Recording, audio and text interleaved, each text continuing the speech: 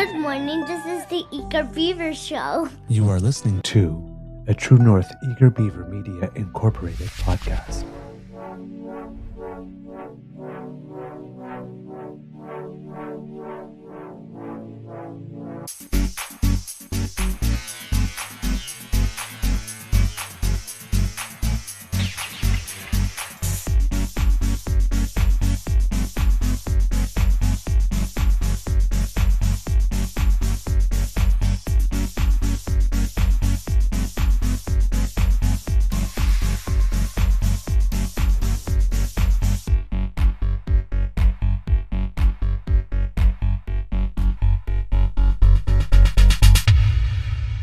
True North Eager Beaver podcasts are proudly brought to you by our founding sponsors, the Miss V Mysteries from Corvid Moon Publishing, your source for science fiction, fantasy, and cozy mysteries featuring a broad diversity of characters. PsychicTarot.ca, book your tarot reading and unlock your spiritual journey. And the Pepper Master, hot pepper sauces made from farm-fresh ingredients to thrill your taste buds and expand your mind.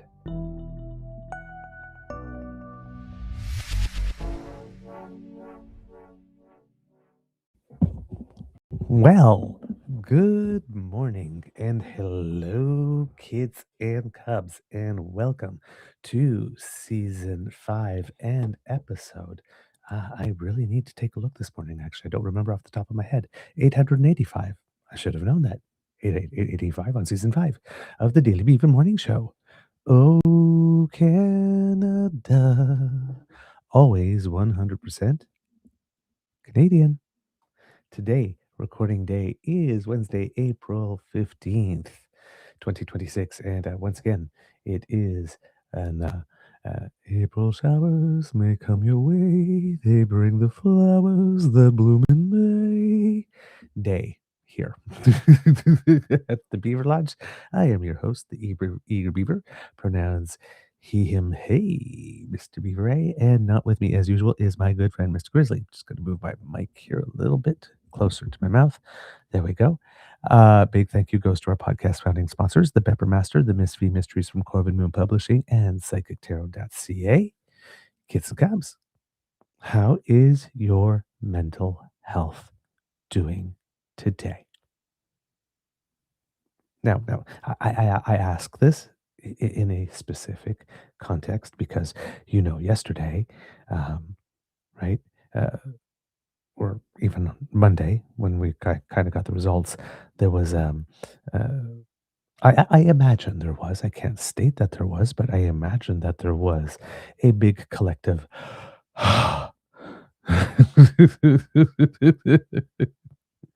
knowing a collective exhale, knowing that we had purchased ourselves up to 3 years, could be less, but up to 3 years of stability and calm, and knowing that we could leave someone unsupervised with a pack of matches while we sleep, and that the house will still be there the next morning, and that we will still own the house. Because now we got to worry about that too, right?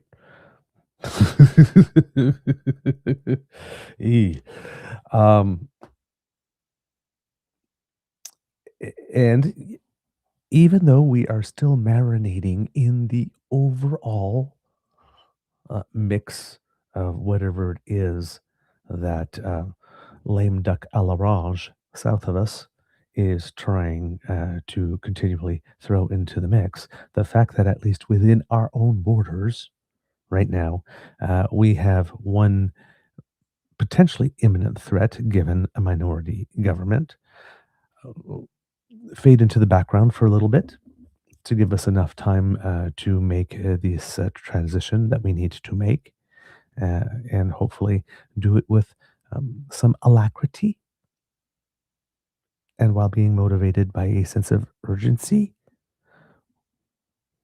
without forsaking, meticulousness and being thorough and attention to detail, but perhaps doing things with a lot more specific intent and focus and clarity and attention, because we can't afford to oomph this up.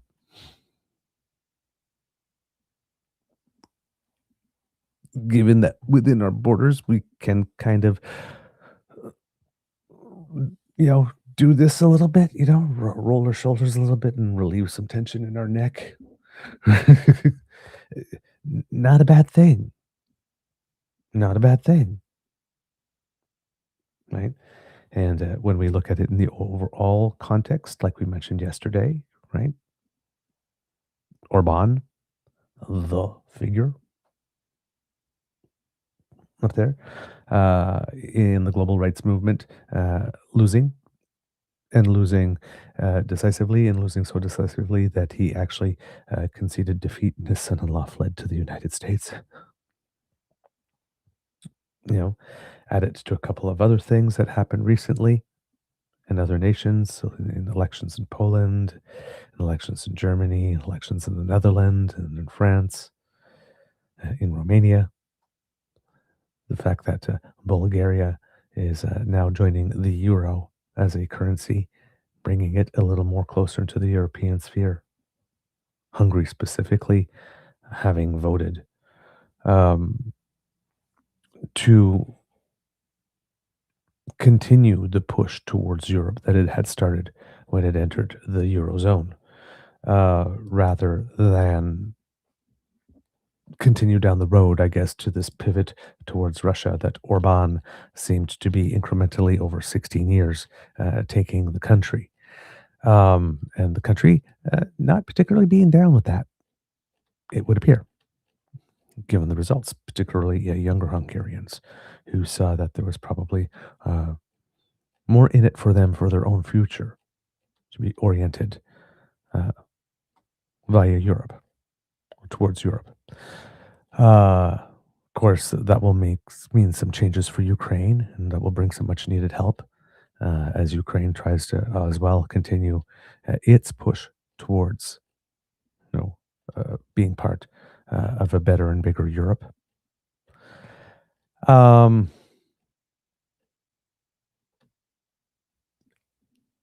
with what is happening to lame duck à l'orange south of us, that his ventures are not going well. Now, again, that itself is marinating in its own bowl of the fact that the way that he is screwing up is going to make food and gas prices skyrocket and all that kind of stuff. And we're all sitting at the edge of our seats wondering, yes, while some of us may acknowledge that we already are in World War III with everything that's going on, making it so unavoidable that a lot of us can't just put it in the back of our minds and for it to only come to the surface when there's something like really terrible that happens that everybody's talking about as we try to live our lives while managing the overall tension of the world that we are living in to try to create a little bit of normalcy for ourselves. So while that's in its own bowl of that, right? All these realities being there and at the helm here.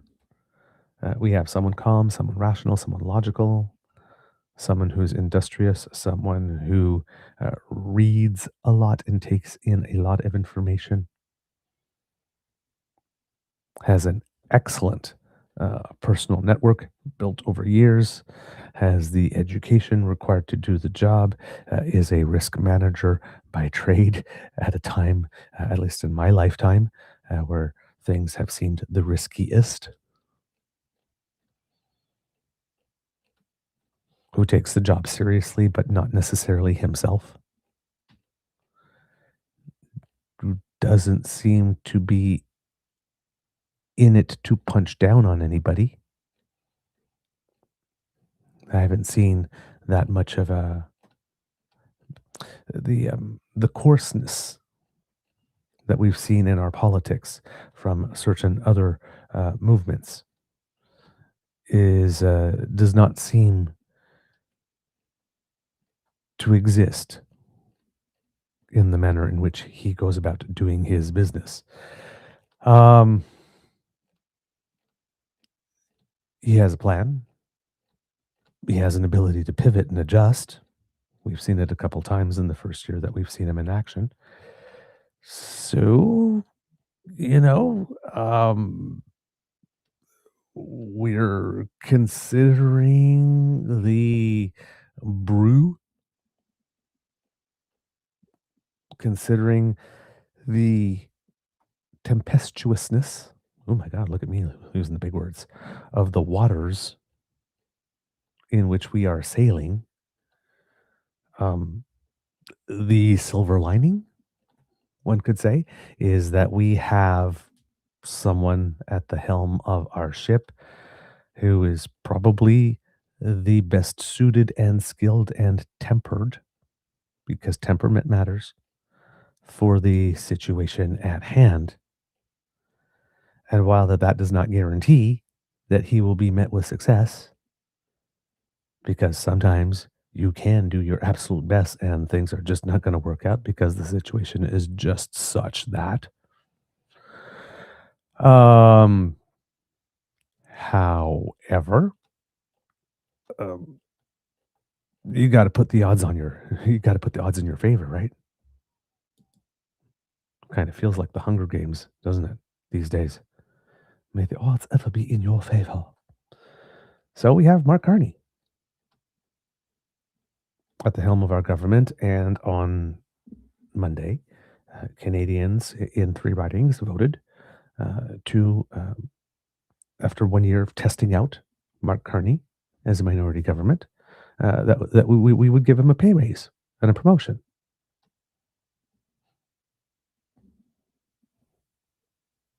Right?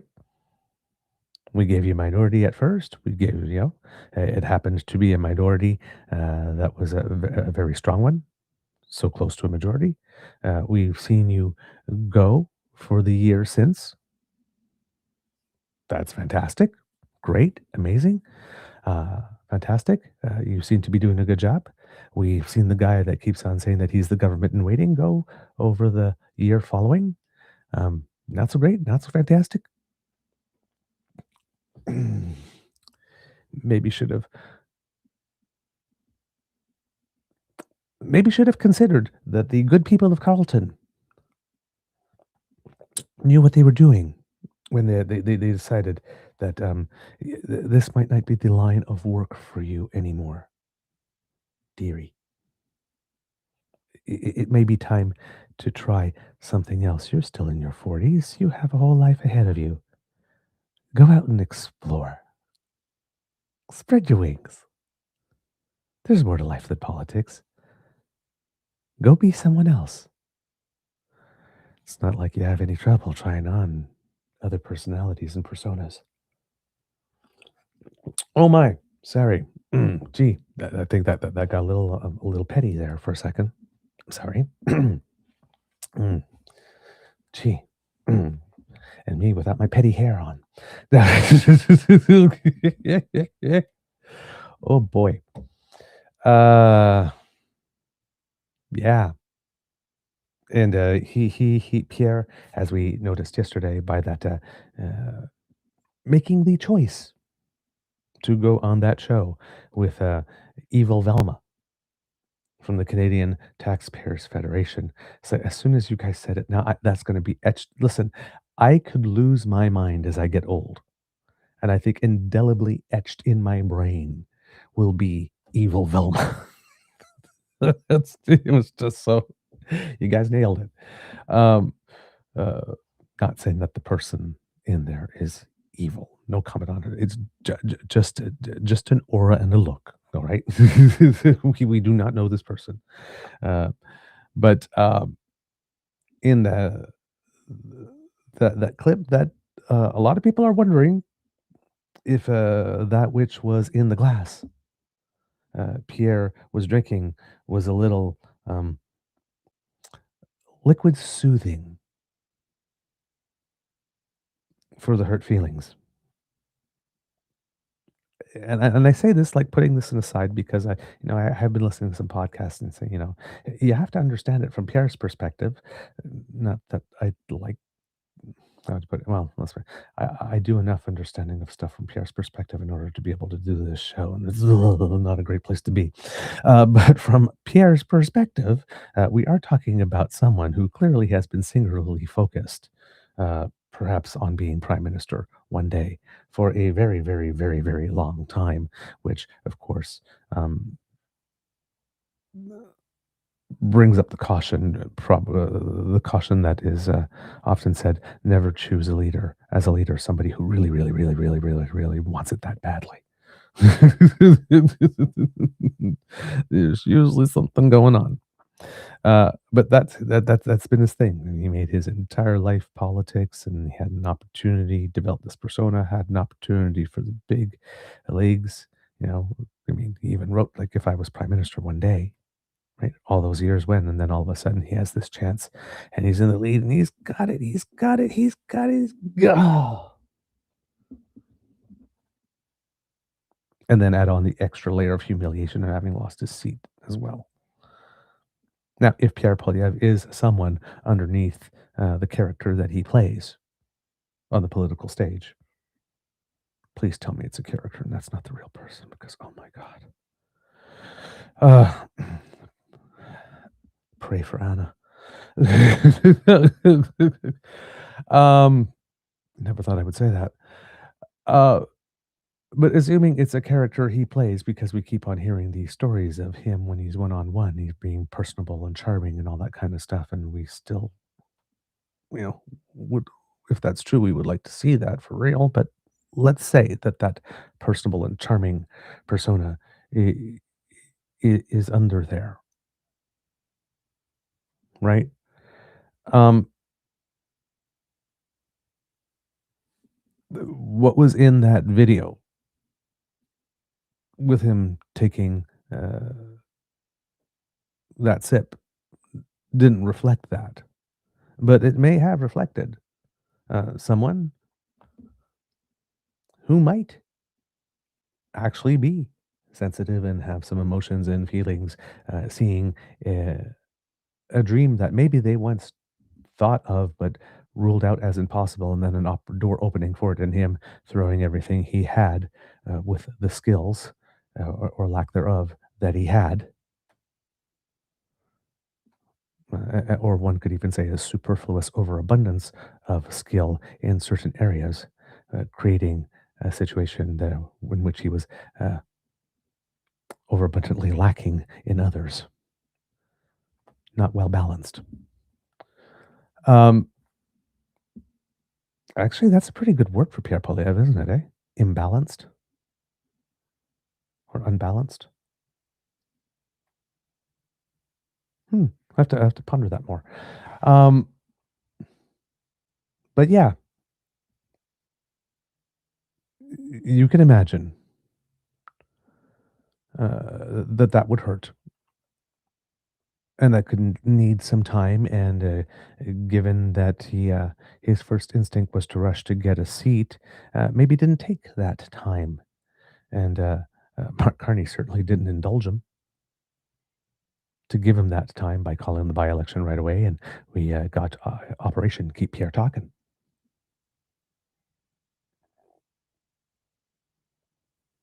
right? And it's led to where he is now because he keeps talking.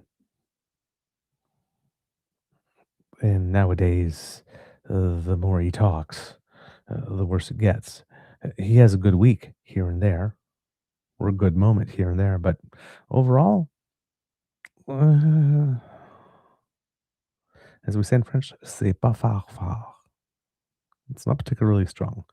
And there's sort of more and more calls coming from inside the house, considering the possibility that he has to go. So, um, considering, I know this is sort of like a whole long thing to explain where I am on my mental health when it comes to this.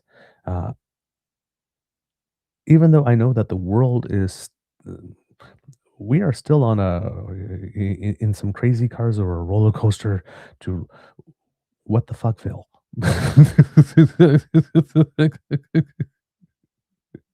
uh, at least in our own home, uh, we can have a little bit of an oasis of sanity. Let's put it that way, and that's making me feel uh, good today. If I'm adding the layer on that, that it could be that, based on the polls that we saw yesterday, that the Parti Québécois may not form government in Quebec, and we might eliminate one potential sovereignist threat, or we may on the way to making it irrelevant for the next coming while. That would be very nice. And considering that it seems that more and more people are speaking out in Alberta, and there's, the RCMP investigations keep going, and um, there are suits and countersuits and things of the like. Um, More attention is swirling around Danielle Smith in that way. Um, Maybe.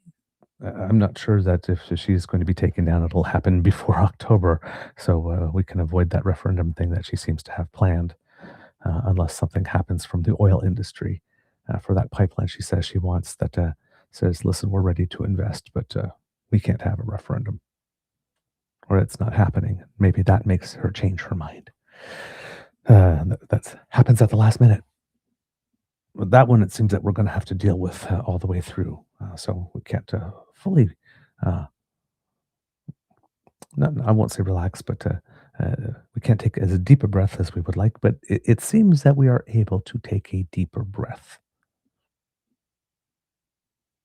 And again, since I'm talking about microdosing on hope, I will take what I can get on that one, and I will cling to it,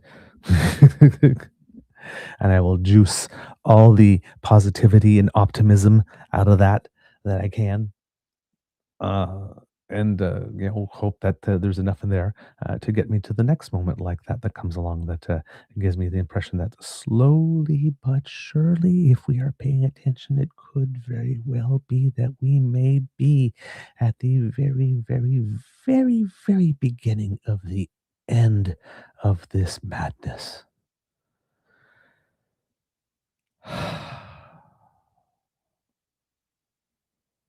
I would be good with that. Whether that is the case or not, time will tell, events will tell, personalities will tell, but just that that feeling like this, that, you know what, we, and it's the time of year too. It's like soon we might be feeling the sun. There might be 2 scoops fewer of existential dread in the everyday mix.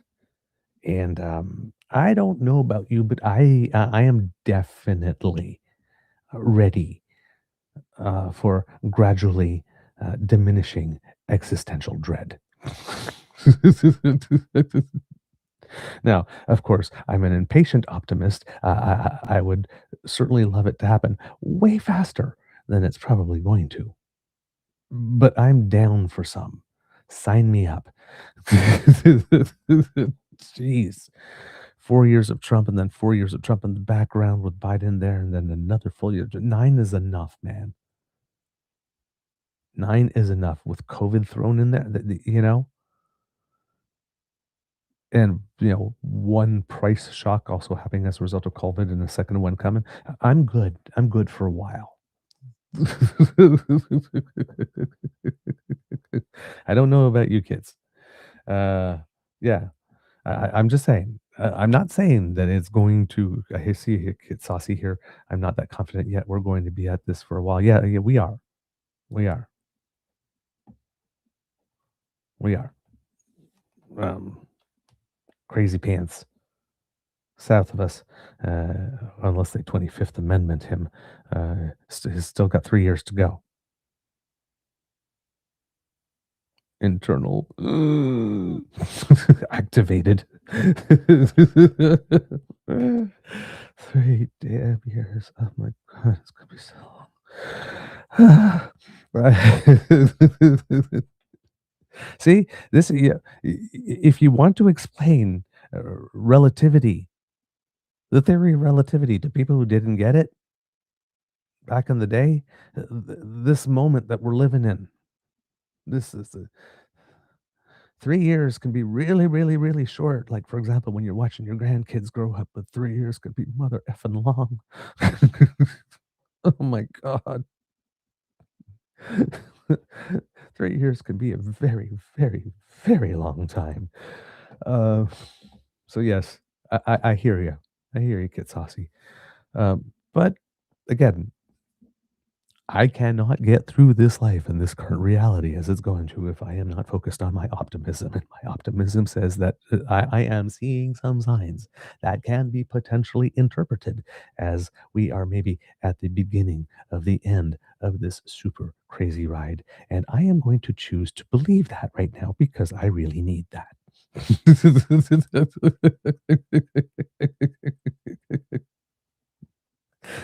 That's all I'm saying. Exactly. Doom at one. Doom at one. Oh man. Yeah, Tavi G, the rules around committees can still slow things down. I really hope Douglas covers this. Yeah, yes, they can. I mean, that's true, right? Even with the majorities on committees, the rules can slow things down. But one would expect, and again, as I mentioned yesterday, we're still going to have a couple of weeks of this before results are verified from Elections Canada. If there are any challenges to be made, I don't think there will be, but if there are, to give the time for that to happen, for those to be filed. I don't doubt that. I don't think, like I said, I don't think there will be any, so there'll be none to be adjudicated. But there are some steps and there are some processes, and then of course, the writs have to be returned, of course, and then the results have to be published in the Canada Gazette, and then the three new MPs will need to be sworn in, and then there will need to be I'm not sure if it's a motion or something, but there's a vote of some kind on changing the standing orders. So somebody's going to have to write those, what they want them changed to, and then they're going to have to be voted on. The Liberals, with their majority, will be able to pass it. And then, uh, you know, there'll probably be some time to do some committee reassignments and then get them. If there are any new members, to get some of them up to speed and then to start having meetings. So we're talking, you know, a bit yet. Some of these things can happen concurrently, and some of these things are shorter steps. Some of these things have, people working in the background that are pre-planning for it. So it's not like we get the decision, we're starting from zero. There's some advanced work that can happen on these things along the way. But when there's still several steps left before we get to a majority liberal control of committees, and then there's going to be other stuff that's going to come, right? Like the conservatives are already saying, like this. Oh yeah, the liberals want to take, with this majority, are going to take control of the ethics committee because I'm guessing the conservatives or perhaps the bloc have the lead on that one, or maybe that's one of the few committees that has a majority members that are not from the governing party, right? And because they want to avoid accountability by having control of the ethics thing, so they can shut down probes. Well, yeah, I guess if in committee, if the committee is going to recommend something, and if you have the majority on the committee and you don't want it to happen, you could shut it down. Yes, but then again, that is bathing in the context that, for example, if we're talking about ethics here, François-Philippe Champagne, the finance minister, right? There is the ALTO thing, right? ALTO train. François-Philippe Champagne, um, I guess, is in a relationship with someone who happens to work for ALTO. And we found out that he had gone to the ethics commissioner uh, about this. Now, it would, I, I'm not sure about this. I think there might be an issue the conservatives might be trying to raise is that he brought it up with the ethics commissioner after the contract had been awarded rather than before. I have to uh, be sure about that, but I kind of got the sense that that might be a thing here. But that's just from listening to podcasts. I haven't read that. But he did uh, advise the ethics commissioner of this relationship.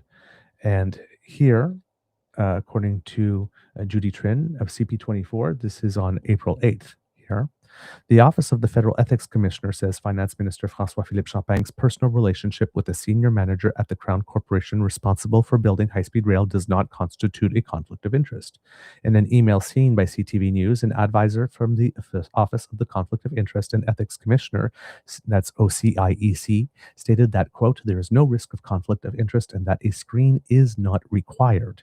Champagne's partner, Anne-Marie Godet, was hired as ALTO's Vice President of Environment in August 2025. In the email, a compliance officer assigned to Champagne said that ALTO as a Crown corporation is accountable to Parliament through the Minister of Transport. Quote, as Minister of Finance, you have no decision-making authority over matters of human resources at ALTO. You do not have the opportunity to further the interest of any specific ALTO employee. The ethics advisor wrote in response to a request from Champagne to confirm that he had met his obligations under the Conflict of Interest Act. The ALTO, and then of course here it says the ALTO federal project aims to connect Quebec City with Toronto and will cost an estimated 90 billion. That's the high-speed rail project, of course. So far, nearly $4 billion has been announced for the project, but Champagne's office says that money was allocated before he became finance minister. So conservatives are trying to claim that the money was allocated while he was finance minister. The email supports Champagne's assertions that he had proactively taken steps above and beyond the rules for federal politicians. Again, had taken steps proactively above and beyond the rules with regard to ethics. And the ethics commissioner says that there is like the Minister of Transport would be the one that would be responsible if there was anything wrong with hiring, not you as Minister of Finance. It's like a screen is not even required. Like, why are you even writing me for all intents and purposes here? On September 10th, Champagne sent the letter to Prime Minister Mark Carney and the OCIEC to inform them of his relationship to an ALTO executive. In the letter, Champagne writes that he is, quote, proactively applying a conflict of interest filter to ALTO, a wholly owned subsidiary of the Government of Canada. This measure is being implemented due to a personal connection to someone close to me in the organization to safeguard against any real or perceived conflict of interest. And that is what you should do. Any real or perceived. If the line is here, say you shouldn't be anywhere near here, the line, you should make sure that you're all the way here. You should be going out of your way. This appears to be what Champagne did.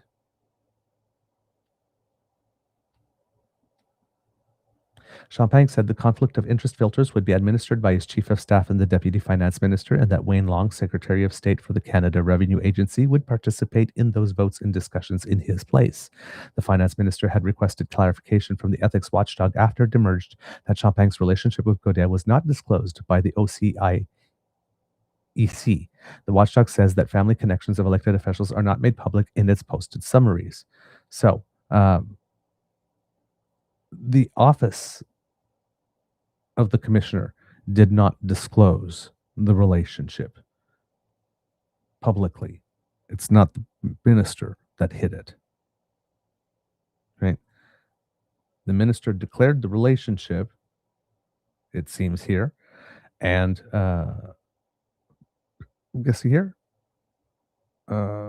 Yes, yes. I'm guessing here is that he saw an initial report by the ethics commissioner with regard to this, saw that his relationship was not listed in it, and then wrote to the ethics commissioner to write the clarification, saying, it's like, you didn't talk about this in whatever advice that you have given us.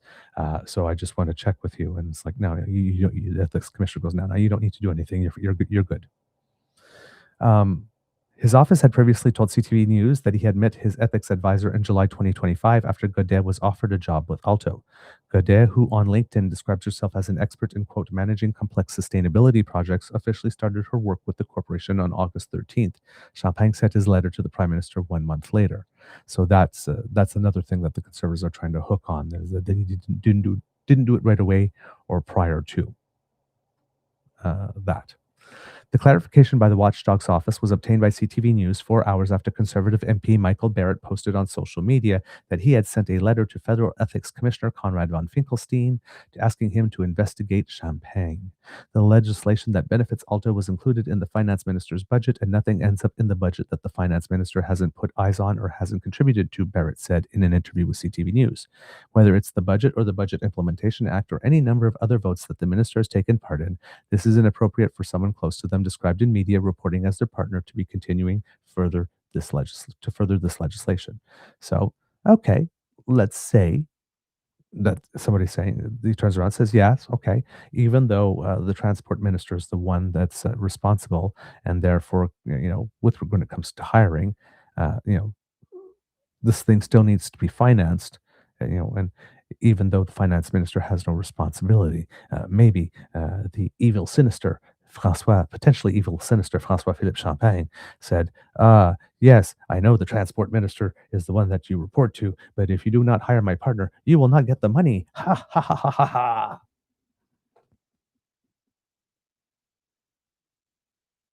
Okay. I guess you can make that argument.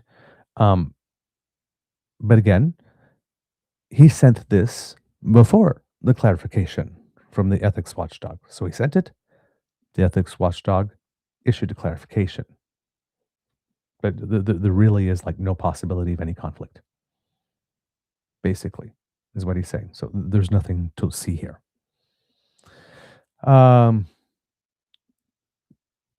Important context, Michael Barrett, the guy from the Conservative Party that said all of this stuff, happens to represent the riding of Leeds Grenville Thousand Islands, which is along the proposed ALTO corridor. The MP says a recent survey of his constituents shows 89% of respondents were against the project. So, yeah, if you're not going to kill the project on the merits, maybe you kill the project by insinuating that the finance minister is somehow corrupt. Right? I guess that's one way. Champagne delivered his first budget last November. In the 2025 budget, there is no new money earmarked for ALTO, but the finance minister did state that the government wanted to fast-track approvals for the project. So no money had been allocated in the budget. But Barrett still wanted an ethics probe or investigation. Okay. Man, more than a year ago, former Prime Minister Justin Trudeau announced $3.9 billion in investments for the high-speed rail project in February 2025. At the time, Champagne was the Minister of Innovation. Champagne became Finance Minister in March 2025 after he was appointed by Carney following his Liberal leadership win. During a news conference in Brampton on Tuesday, Carney said Champagne had recused himself and followed the rules, and that the guidelines to help ensure... that sentence as written does not make sense. Let me see if I can figure out what was missing here. During a news conference in Brampton on Tuesday, Carney said Champagne had recused himself and followed the rules, and that the guidelines help ensure partners of cabinet ministers can have careers. Okay. We have a minister of finance who can do his responsibilities, and we have other ministers who can take on their responsibilities, Carney said. The prime minister added that ALTO will contribute $35 billion to the economy and create more than 50,000 jobs. So yeah,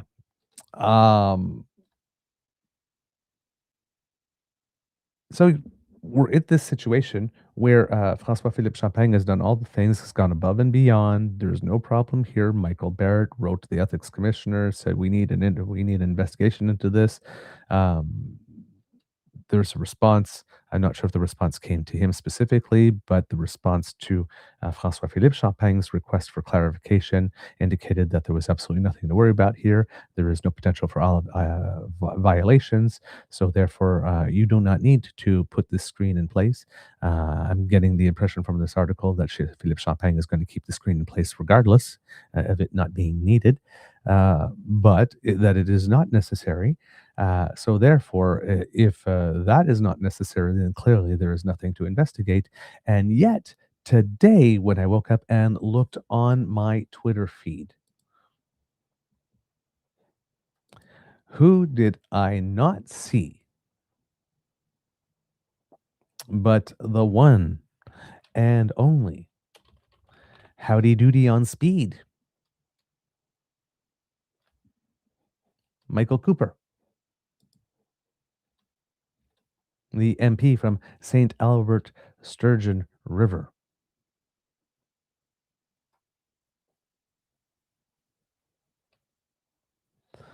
Um, he had some interesting things to say. Some very interesting things to say. And one of them was breaking. Last night, the Liberals blocked an ethics probe into Minister Champagne for directing billions of tax dollars to ALTO, where his partner is a VP. Did anything in that story that I just read to you indicate that Minister Champagne directed billions of tax dollars to ALTO?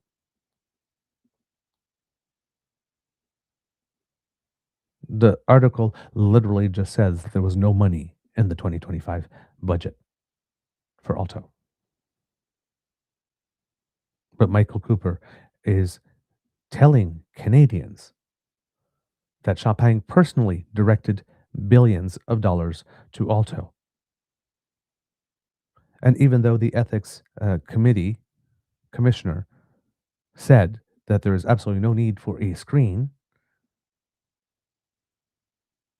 which means there's no need for an investigation, the Conservatives are still using your tax dollars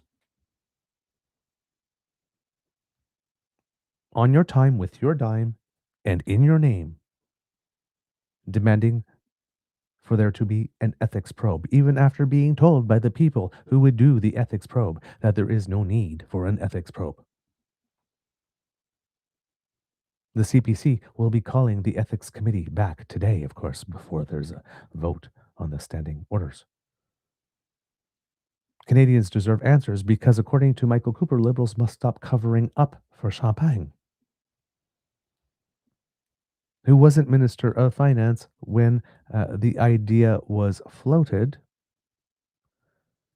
and as Minister of Finance did not direct a single cent to the project, and who, according to the Ethics Commissioner, went above and over, or over and beyond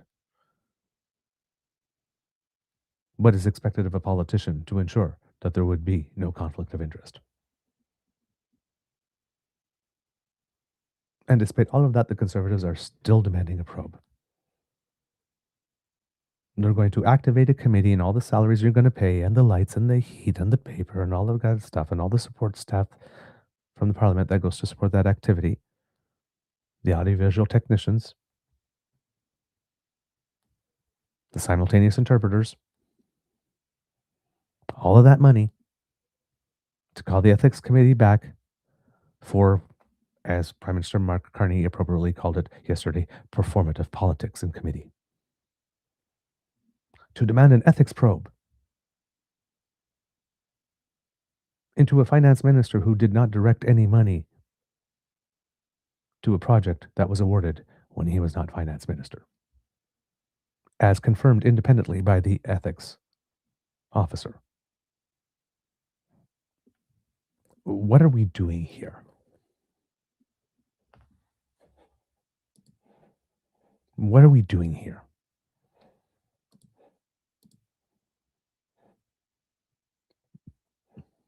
Right here. Michael Cooper.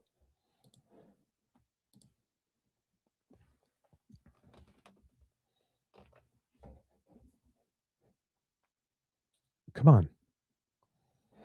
This is not, again,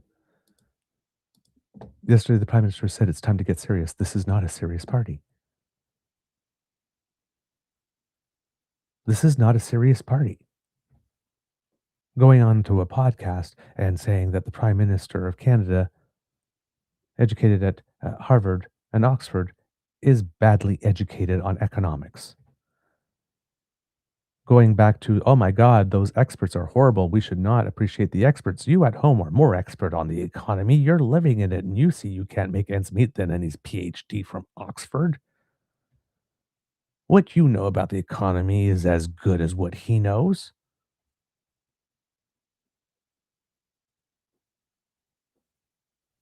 Listen to me, Pierre. I'm telling you, you, the person there at home. You know more about economics than a PhD in economics. You know that something's not right with the economy.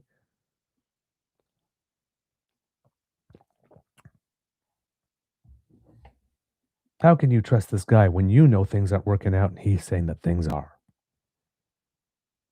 Things are getting better. Mm, mm,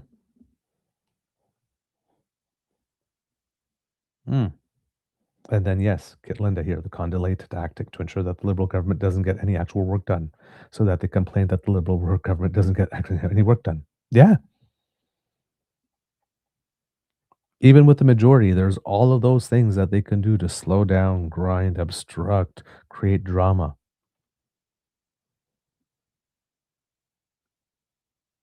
So here's the irony, right? The Conservatives are claiming that the Liberals want to take back control of the committees so that they can block these types of investigations. And that's terrible. They're trying to hide from accountability.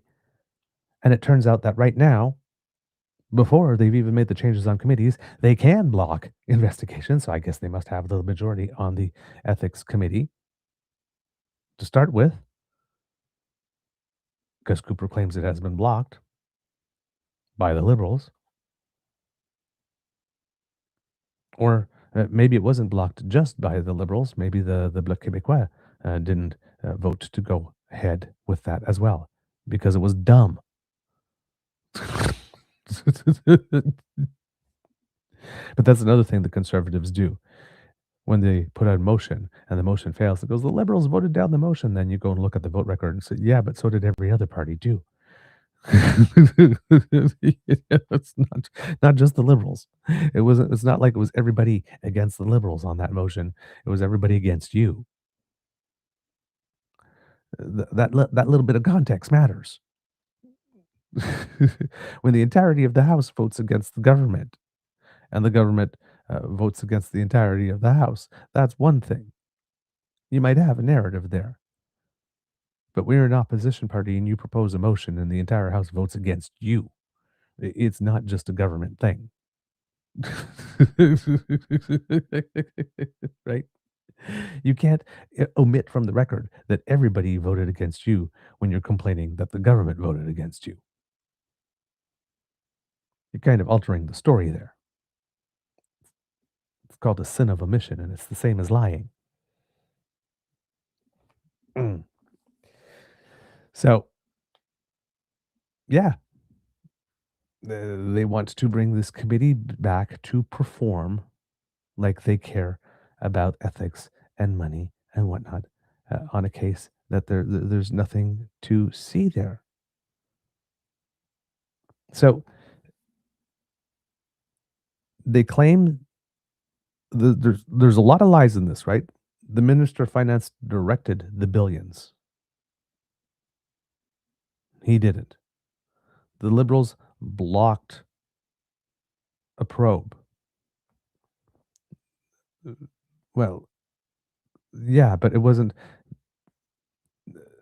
The people who would do the probes have put it on paper that there's no need for one. So did the Liberals block a probe, or did Liberals just block wasting time and money and energy? A proposal to waste time, money, and energy and effort, so that the Conservatives can stunt for clips. for the socials again.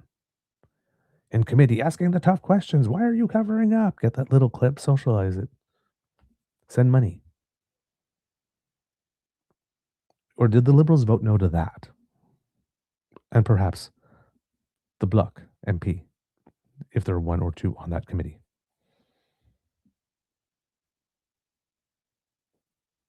That's an important piece of information to know.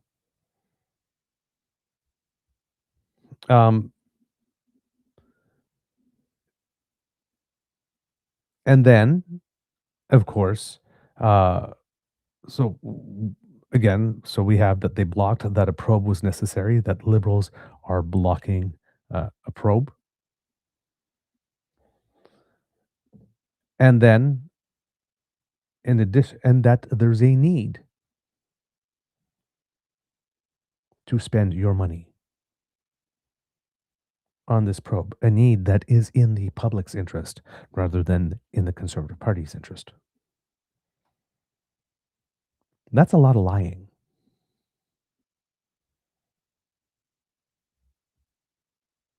So you put those two things together. It would seem that the Conservatives are just not handling this well. They didn't handle the first lost well, and they're certainly not handling this well.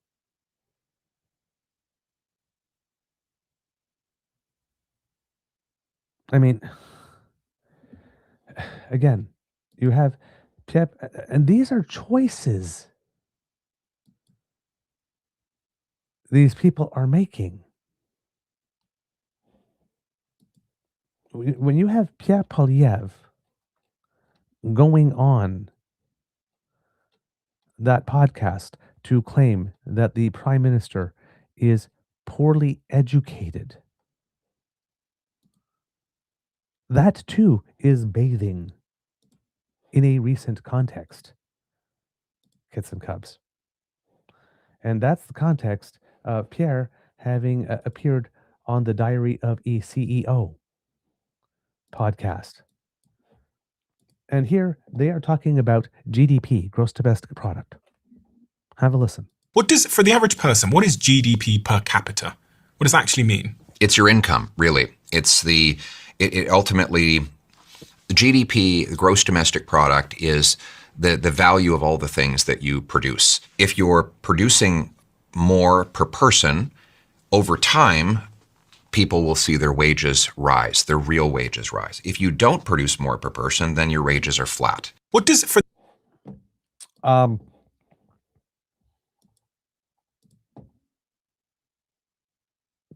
Pierre needed a piece of paper to give his definition of what GDP per capita is. And I have a feeling that what he had stated, it is not correct. What gross domestic product is,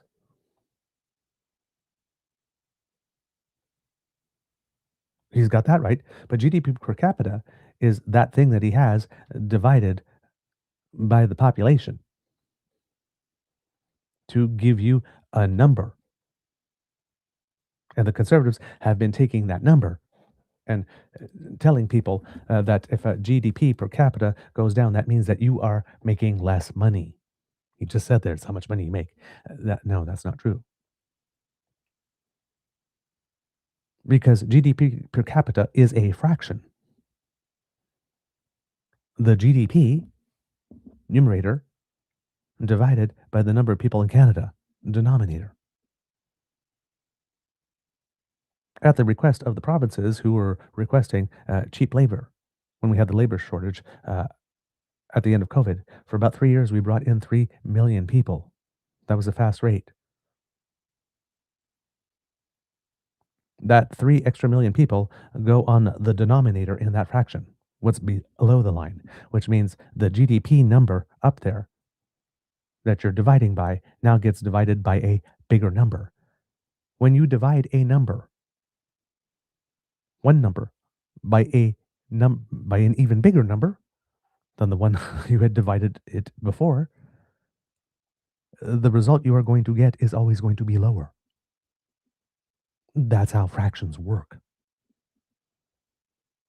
It doesn't mean that you have your paycheck reduced as a result of these people being here. It just means that the GDP that comes in has to sustain more people. So therefore, there is a little less of it to go around per person. But that's a snapshot in time because those 3 million people who arrive, if they arrive and if they stay, and if we are able to integrate them at some point, increase their productivity.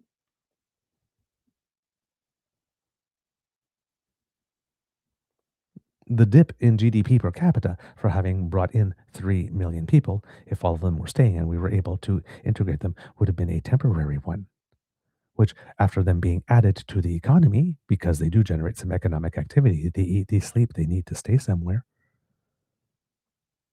They recreate. They spend money. It shows up a few years later. There's a lagging indicator there. It's like, ah, man, I tell you. According to policy options,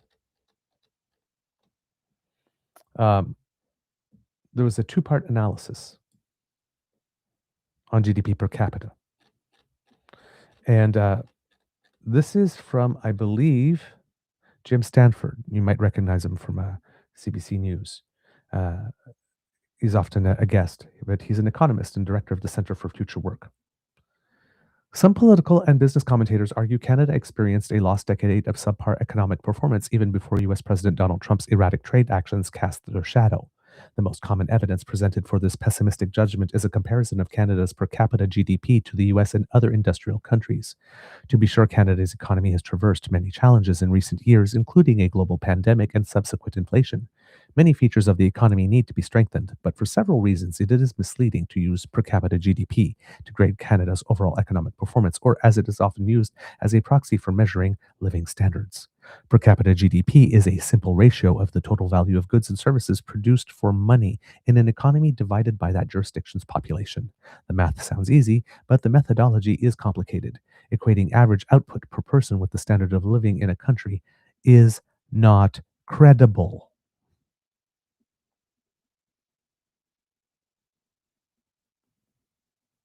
They resort to GDP per capita. If you had never heard of GDP per capita really as a metric until 5 or 6, 7 years ago, the reason would be is because the Conservatives only chose to start using it because they saw when we brought more people in, it made the numbers drop. And all they said, ooh, numbers drop. Let's say that that's bad and hope that people don't do any research to figure out why the numbers dropped and what it really means. That was it. That was the strategy. They just looked for a number that was dropping and decided to pump it. Per capita GDP has a numerator, as I was mentioning, GDP, and a denominator, population. Canada's numerator has not performed badly by international standards, the GDP itself. Real GDP growth over the past decade averaged close to 2% per year, despite a shallow recession in 2015 and a bigger downturn during the COVID-19 pandemic. That's the second fastest among G7 economies, behind only the United States, even though Pierre keeps on telling us that we are last. How does Pierre look at data and says we are the slowest growing economy in the G7, and an actual economist looks at the data and say we've been the second fastest over the past decade? It's the denominator, therefore, that explains Canada's seemingly poor performance by this measure. GDP has grown, but not as fast as the population. Indeed, in recent years, Canada has had its fastest population growth since the 1950s. The population grew 3% in each of 2023 and 2024, almost entirely due to immigrants. The population grew 3%, but the economy certainly didn't do in those few years. Two-thirds of whom were non-permanent arrivals on temporary work or student visas. There's much to debate about the appropriate pace of this, and the federal government has recently curtailed non-permanent immigration, but the impact of rapid population growth on an arbitrary statistical ratio hardly proves a broader economic failure. Again, I repeat, the impact of a rapid population growth on an arbitrary statistical ratio hardly proves a broader economic failure. So in other words, when you hear people talking about GDP per capita, immediately you know what's going to follow next is bullshit. The link between immigration and GDP is indirect and felt with a time lag. As I mentioned, we do not expect the arrival of new Canadians to immediately boost GDP in the same proportion as the existing population for many reasons. It takes time to find work, gain skills, and develop productivity, form links within a community, establish a home, maybe learn a language, depending where you're coming from. Any surge in immigration will normally result in lower average per capita GDP, but that doesn't mean Canada's previous residents suddenly became poorer, which is what Pierre is suggesting. It simply means that Canada is absorbing new people to lay the groundwork for future expansion, as I stated. The resulting decline in the per capita GDP cannot be interpreted as evidence of a more general malaise. It's also worth noting that many of the business voices now bemoaning Canada's per capita GDP performance were the same voices demanding more access to temporary foreign labor, and may I add here, cheap labor, after COVID-19 to solve purported labor shortages and reduce wage pressures. Wages were rising too quickly. So, yeah, could you bring in more people that we can hire for less so that we don't have to hire the Canadians that are demanding to be paid what they're worth? And if you don't, well, we're 13 premiers against one of you, Prime Minister, will destroy you. Because that's how it works in Canada, doesn't it? Premiers often band together to campaign against the Prime Minister. It's contradictory for them to now complain about poor GDP per capita resulting precisely from the temporary immigration they demanded. Thank you, Mr. Stanford, for saying it. GDP itself, the numerator of the ratio, encounters numerous conceptual and methodological questions, casting further doubt on its validity as a measure of living standards.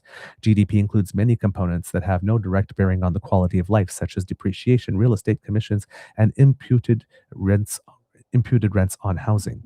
It's tricky to measure real GDP over time, and even trickier to compare it across countries, different currencies, and different prices. Moreover, simple per capita averages ignore how GDP is distributed. Of course, only half of GDP is paid to workers, much is captured in profits and investment income disproportionately concentrated at the top of the income ladder. Very high incomes for a rich elite can pull up average GDP per capita figures, even when most members of a society face hardship as well. So yeah, not the best metric. Here it says, international comparisons confirm the perils of evaluating economic performance by GDP per capita. The top 4 countries on the International Monetary Fund's per capita GDP ranking are all tax havens: Luxembourg, Switzerland, Ireland, and Singapore. A fifth, Liechtenstein, is not included due to incomplete data, but its GDP per capita, $186,000 US, is the highest of all, helped by the fact its population is just 40,000. These countries receive inflows of profits from global companies lured by low corporate taxes and lax banking rules. Those inflows boost GDP per capita, with profits credited to local subsidiaries of those global firms, but have little impact on work production or living standards. The Irish case is instructive. Ireland has recorded the fastest growth of real GDP per capita of any OECD country over the last decade, and its GDP per capita is purportedly twice Canada's. Ireland is a wonderful, fascinating place, but any visitor can immediately confirm it is not rich. Average living standards evidenced by wages, housing, health, and poverty are no higher and by some measures lower than Canada's. Because Ireland's corporate tax rate is lower than other European Union countries, global multinationals have established Irish subsidiaries to receive intra-corporate transfers. In 2023, more than half of all net value added in Ireland consisted of business profits, 2/3 of which belonged to foreign firms. GDP per capita has soared, but living standards have not, because the whole model is driven by corporate tax avoidance. The Irish government's ability to capture some of that largesse for domestic use is constrained. The vagaries of per capita thinking are equally visible in Canada. Consider Newfoundland and Labrador. After the development of offshore oil resources in the 1990s, that province's GDP grew rapidly. Some of the new wealth trickled down to residents, but not as much as might be assumed. By 2006, GDP per capita in Newfoundland and Labrador exceeded the Canadian average. Its new status as a half province was significant because, beyond provincial pride, it meant that Newfoundland and Labrador soon stopped receiving federal equalization payments. However, personal incomes in the province remained below national averages. Over the latest 5 years, Newfoundland and Labrador's GDP per capita was 6.1% higher than the Canadian average, yet personal income per capita, including government transfer programs, was 3.4% lower. Exacerbating this anomaly, Newfoundland and Labrador's population shrank through the 2000s. Population decline is negative for any economy, but it has the perverse effect of artificially boosting GDP per capita by shrinking the denominator. This further eroded the province's chance of receiving equalization. And this argument here goes further to prove why the GDP per capita argument that the Conservatives are using is bullshit, because last year we had population decline.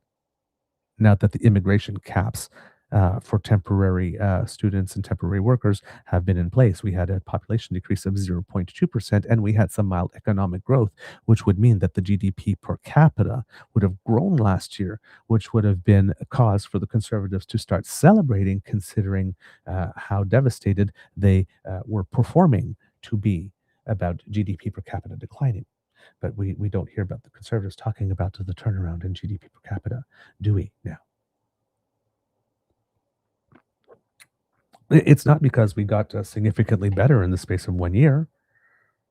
It's because we made the number on the bottom smaller relative to the number on top, on the fraction, because that's how fractions work.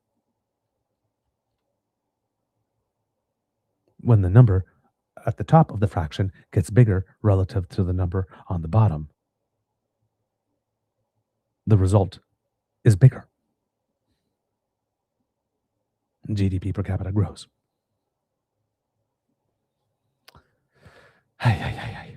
Much of the GDP associated with offshore oil literally never touches ground in the province. It is shipped overseas by tanker, with most of the profits appropriated by the petroleum firms headquartered on the mainland or in other countries. Because of this, the province's GDP is skewed heavily towards corporate profit. That's good for business, but doesn't enrich its residents. Little wonder then that the province is challenging the federal equalization formula in court. Last year's shrinking oil revenues pushed the province's GDP per capita back slightly below the Canadian average, so Newfoundland and Labrador will now receive small equalization payments once again. But this experience confirms per capita GDP is no way to measure the true well-being of a province or a country. The goal of economic policy is not to maximize an abstract statistic. It should be to enhance the well-being of the people. Per capita GDP is not an accurate or reliable measure of progress towards that goal.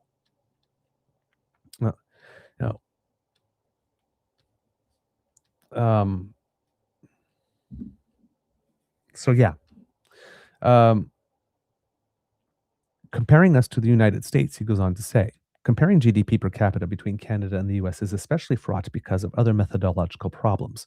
For example, the much larger proportion of unauthorized immigrants living in the US artificially boosts its apparent per capita GDP. There are an estimated 11 million people there who contribute to the numerator, GDP, but are not counted in the denominator, population. Similarly, per capita GDP ignores the value of time. In 2023, the average employed American worked 114 hours longer than the average employed Canadian, about 3 weeks more of full-time work. American working hours are among the longest of any OECD country because low wages compel many of them to work extra hours or even second jobs, and because there are no legal requirements for paid vacation. Those longer working hours account for much of the Canada-US gap in GDP per capita. Another issue is the failure to consider the environmental effects of economic production.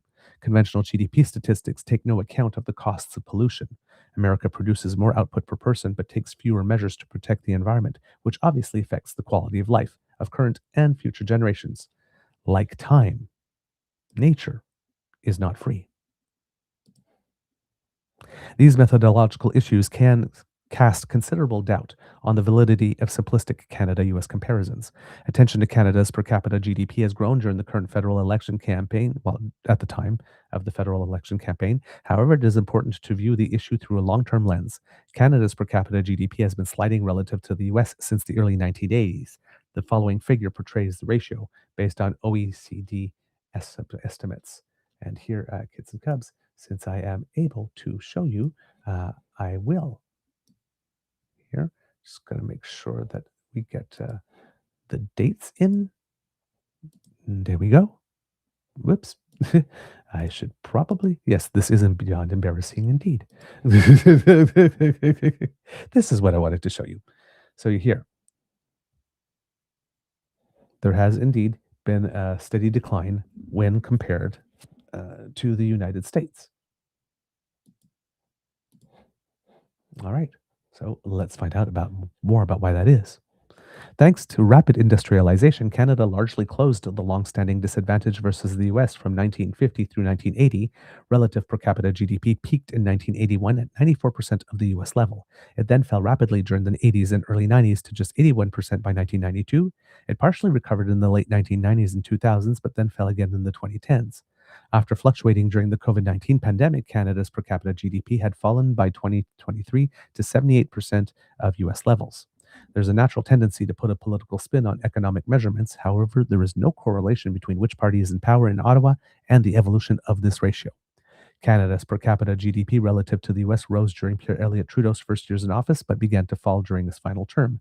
It declined most steeply under Brian Mulroney, was stable during the terms of Jean Chrétien and Paul Martin, fell during the last years of Stephen Harper's rule, and then declined further under Justin Trudeau.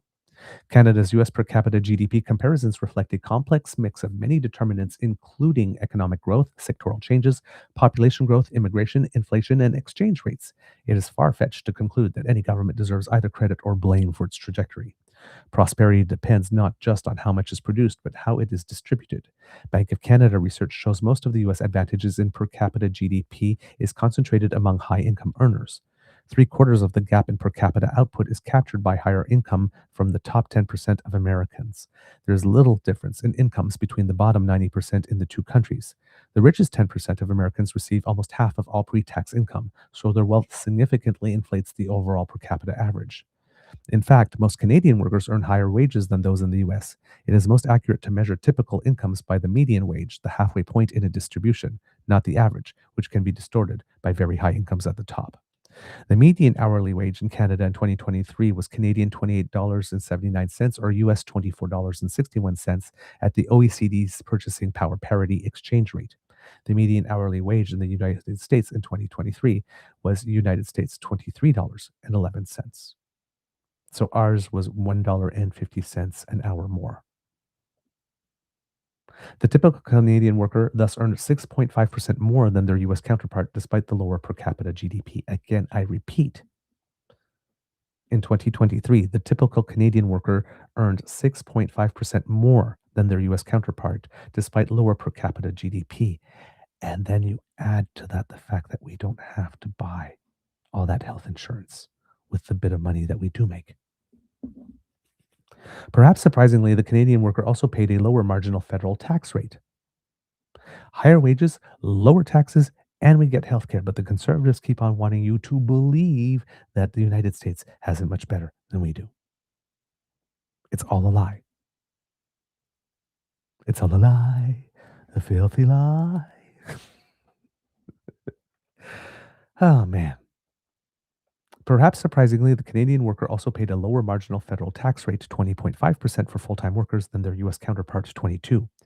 Of course, public services, not just private incomes, are also important to living standards. Canada's more extensive healthcare, public education, and other services enhance the quality of life in ways not captured by per capita GDP. For example, 8% of Americans have no health insurance and 1/4 are underinsured, facing out-of-pocket costs that force many to skip needed care. That takes much of the shine off a higher GDP. For all these reasons, it is clear the typical Canadian has a higher standard of living than the typical American. We are healthier, live 3 years longer, face much less inequality, and are happier. These outcomes are not accidents. They reflect deliberate policy choices, including regulation, taxes, and public programs that shape both production and distribution to improve well-being. So if we are healthier, live 3 years longer, face much less inequality, and are happier, why is it that the conservatives keep on wanting us to be more like the United States? What could possibly be the purpose for which the conservatives would like Canadians to be less healthy, live less long, face much more inequality, and be less happy? If we don't spend the money on making people healthier, increasing their lifespan, reducing inequality, and increasing happiness, what are we spending that money on instead? And who is that money going to? What is the motive for asking for this, and who benefits? We always come back to those two questions. In that light, Canada has continued to make progress in recent years, contrary to claims we have suffered a lost decade. For example, the poverty rate as defined by Statistics Canada market basket measure fell by 1/3 between 2015 and 2022. Average real hourly wages after inflation are 9% higher than a decade ago, despite post-COVID inflation. The average unemployment rate was lower over the last decade than the previous one. The United Nations Human Development Index confirms Canada's success in converting economic activity into well-being. It attempts to directly measure living standards rather than relying on per capita GDP to evaluate well-being. The HDI considers three components: HDI considers three components: per capita gross national income, GNI, life expectancy, which is a proxy for health, and education. Canada ranked 18th on the latest HDI scorecard, 3 places ahead of the US. Our human development has improved more than twice as fast since 2010 as the US. We rank 8th places higher on HDI than we do on GNI per capita, confirming we efficiently improve human welfare with our economic resources. In contrast, the US ranks 11 places lower on HDI than GNI, a bigger negative gap than any other developed country. Again, because in Canada, we make choices to spend our tax dollars to efficiently improve human welfare, whereas other countries do not, the countries that the Conservatives would like us to be more like. It just so happens. So again, while the Conservatives are pointing you to GDP per capita, what we should be looking at is HDI. Now, of course, HDI is a UN thing, and well, we know how certain Conservatives feel about the UN and multilateralism, so if you brought that number into a debate with them, they probably would not recognize it or acknowledge it. The ones that are more hardcore. Not everybody, of course. Yeah. And then it says, nevertheless, the typical Canadian lives better than the typical American across a wide range of tangible indicators. Living standards for most Canadians have improved over the last decade, not cratered. We should not be misled by one flawed abstract measure into believing that Canada is somehow an economic basket case. And that was written about it almost a year ago, today, April 21st, 2025, while we were in the midst of the election campaign. So thank you, Mr. Jim Stanford, for bringing us that clarity here. But yes, absolutely wanted to make sure that I got that information to you. Not sure how much about GDP per capita we're going to be hearing over the next little bit as we are continuing the constriction on immigration, and as the IMF is reporting that we are still going to be the second fastest growing economy, at least for the next year, which should make GDP per capita grow. Of course, that's perhaps and maybe and should, depending on, again, the overall craziness of the ocean in which we are all sailing. Thanks to Mango Madness. Oh boy. All right. Let's see. What else do we have for you today, my good friends? Let's take a little look here. As we mentioned, right, yesterday in the past few days, Prime Minister is now about to have a majority government.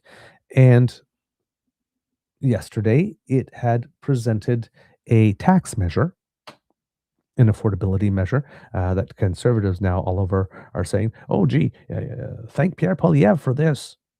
Thank Pierre Poilievre for having, for this gas tax idea, another idea that Prime Minister Mark Carney stole, as if Pierre Poilievre was the first person ever in a country, in a coast to coast to coast country as large and not necessarily densely populated as is Canada, where we have to travel great distances,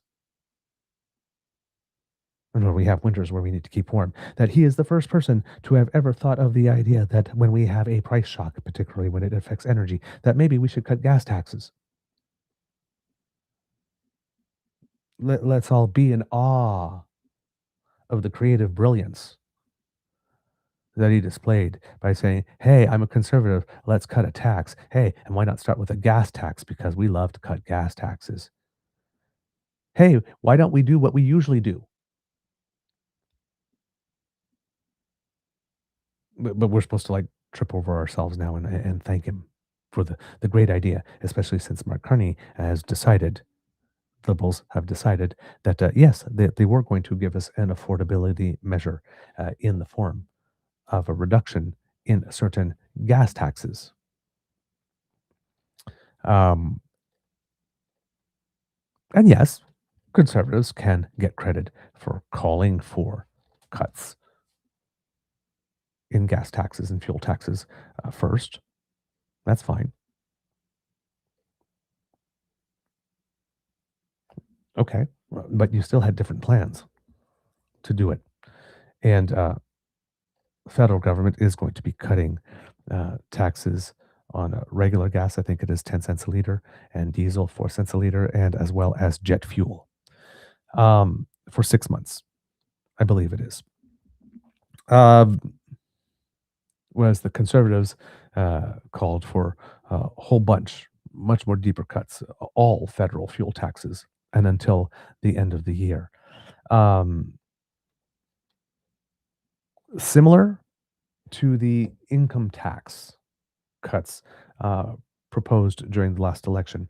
Pierre had promised a first cut and a second cut to come, and a first cut that was, I'm not going to say huge, but of a certain size. And Mark Carney, obviously needing to compete on the issue of tax cuts in the election rather than ceding the other train, came in with a tax cut of his own. That was less and not over 2 tax periods. And at the time, we had suggested on the show that even though Pierre was making the more attractive offer with regard to your wallets, one now that would be bigger than the one that Carney was offering, plus a second one to come, that Mark Carney's was probably the smarter one. Because we were at the beginning of all of this and we had no idea how much powder we needed to keep dry. For when we would really, really, really need it. And, and we got to the election, of course, and then Pierre came up with his costing, and then we figured out that there was a bait and switch that happened at the last minute, where he was going to end up offering less. When it comes to cars, for example, Pierre was calling for the reduction of the GST on certain car purchases, and the government was providing some incentives for EVs, bringing them back.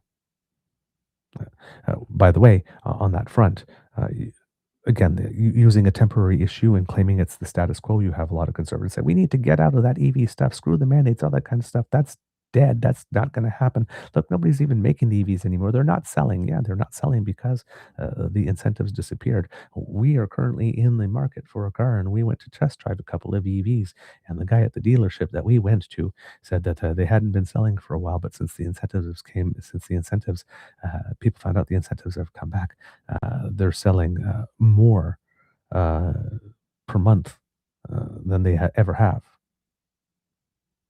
Probably that, then the combination with the price shocks with gas, have convinced some people to get into the market. People didn't stop buying EVs because they didn't believe in the technology or that wasn't good or anything. They stopped buying because there weren't any incentives, and they are expensive. We're looking at one. We were looking at a Nissan Leaf, and even with that $5,000 reduction, when you include the warranty, extended warranties, and all that kind of stuff, we were looking at $53,000. It's not necessarily an entry-level car, right? So, yes, they're selling again, and eventually they're going to get cheaper and cheaper and cheaper, and there's more people are going to be able to buy them, and that's where we're moving. Eventually, that will be the dominant industry. It won't be the combustion engines; it'll be the electric engines, right? Hold on here. kids and cubs, there's something going a little odd here with my stuff. All right, there we go. That should be better. So again, making cars more affordable, but how you're going about it.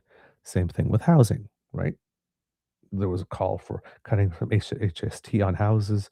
I think Carney was originally going to 1 million. Pierre was going to 1.5 million or something, and policies changed. There's always these set types of battles. But in this one, Pierre wants to cut more gas taxes right now for a longer period of time. Again, before knowing what type of impact we are actually going to face with what's going on in the Strait of Hormuz and having a real sense about how long it's going to last. Prime Minister, ever the risk manager, okay, we can cut some taxes. Picked some, he picked 3 for a period of time, using the justification that we are entering into the summer driving and vacation season.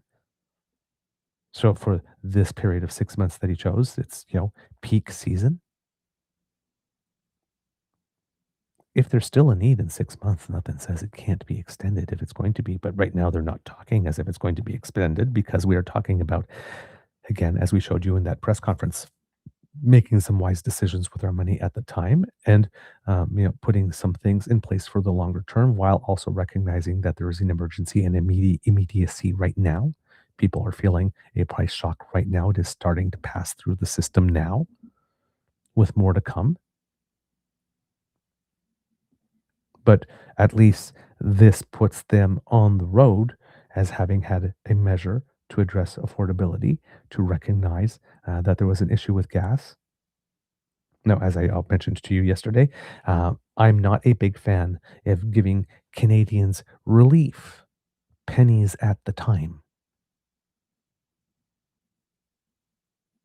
10 cents per liter when you gas up. 2 cents on every dollar when you buy something that has GST on it. I'm not a big fan of that. I'm much better big fan. It's like, get the money, divide it by how many people you need to, and send somebody a check for $2.50, send for something, because sometimes you just need the money to make a bigger purchase. You notice a $250 check coming in the mail, you don't necessarily notice 2 cents at a time, 10 cents at a time here or there. Do it in a way that people can see and actually really notice. Also, there's always these fears that when you make these cuts for gas, that the amount just gets absorbed. Prime Minister noted that they will be observing and monitoring the gas prices to ensure that the savings are indeed being passed down.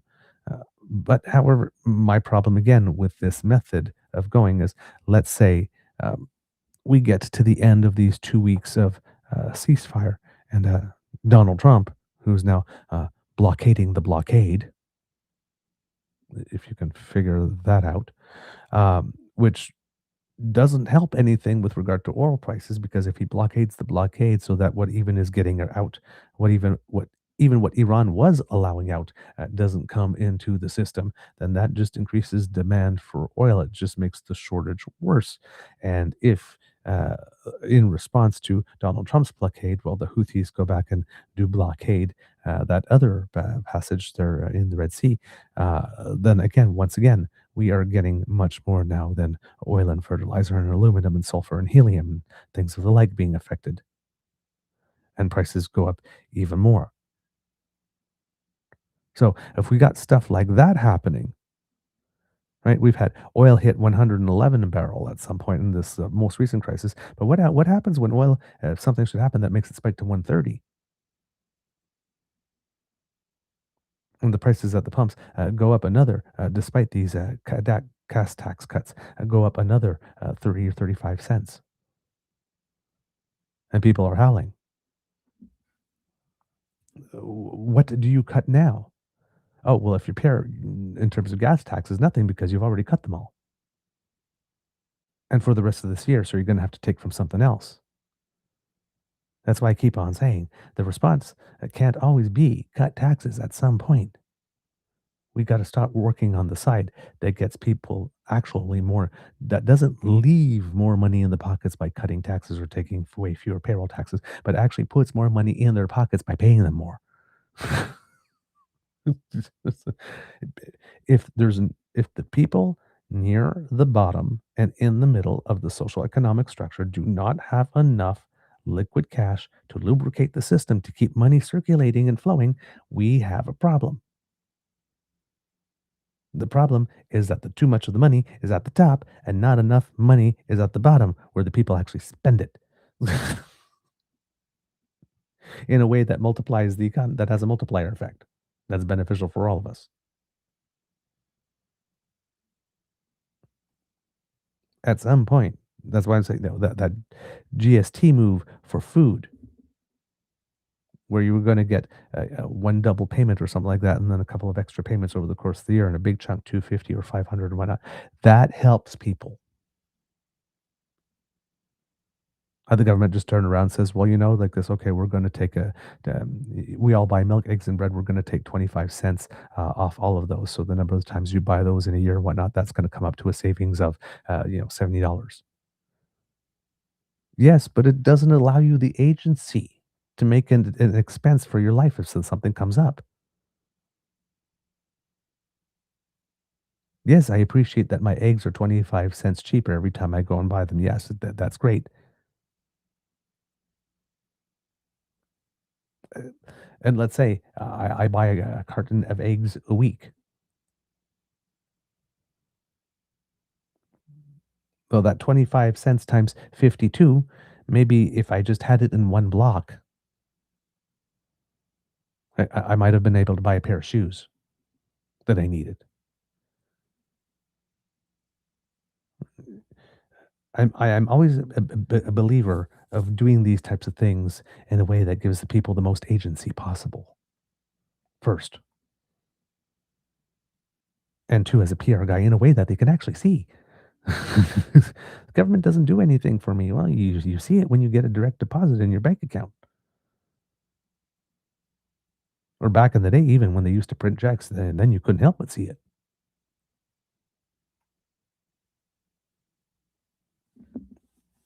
But again, leaving the door open because Mark Carney is a better economist than I am and knows the books better.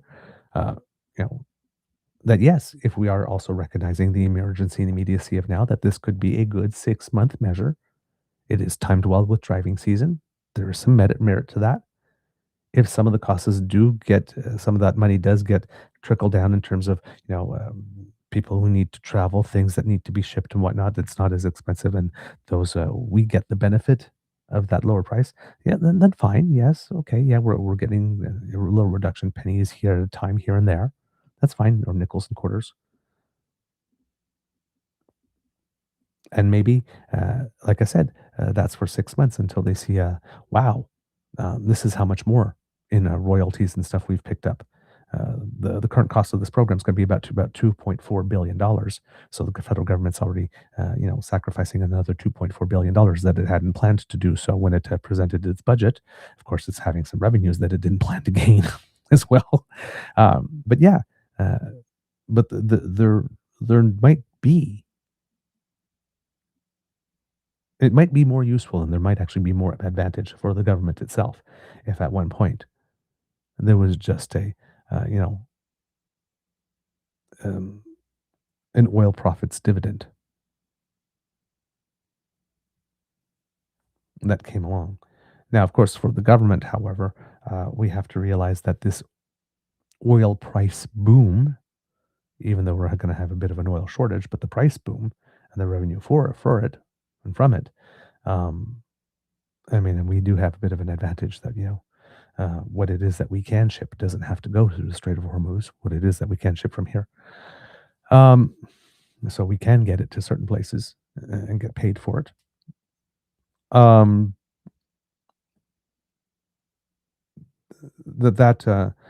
It's not taking place in a normal situation where the rest of the economy is fine. It's taking place in this context where anybody who's in the steel, aluminum, auto, lumber sectors in particular.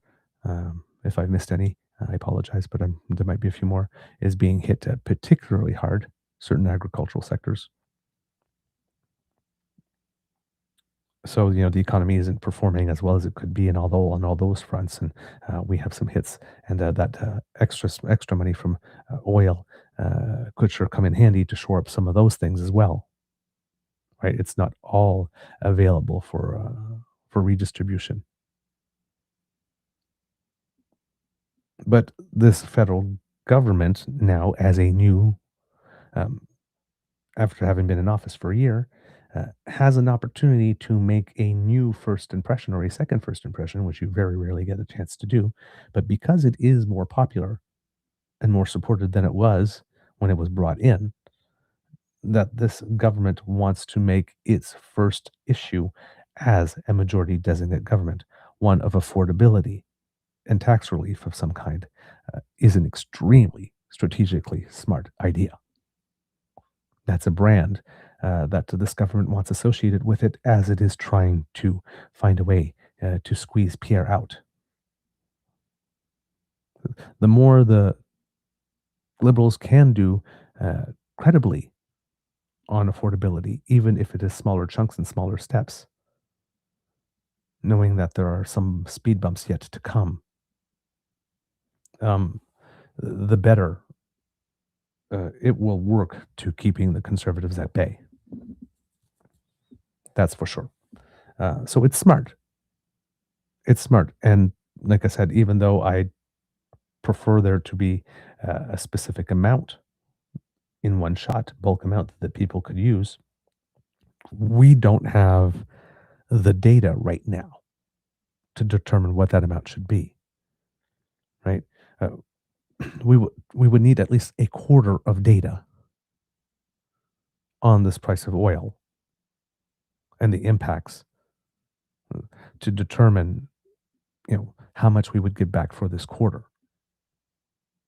And sometimes there's a little lag in determining those numbers. So again, if this 6 months gas tax thing is, yeah, we've seen you, we heard you, we're taking some action, here it is, the Conservatives propose some action, we're taking some action too, we agree some gas taxes, not as much as they do, not as high as they do, because, we're still at the beginning of this, we don't know where things may go. And during those months, so they're on board, they're registering, they've spoken to the issue, they haven't created a vacuum that the Conservatives can fill. They can say not fast enough, not good enough, but they can't say nothing's been done. So that gets removed from them.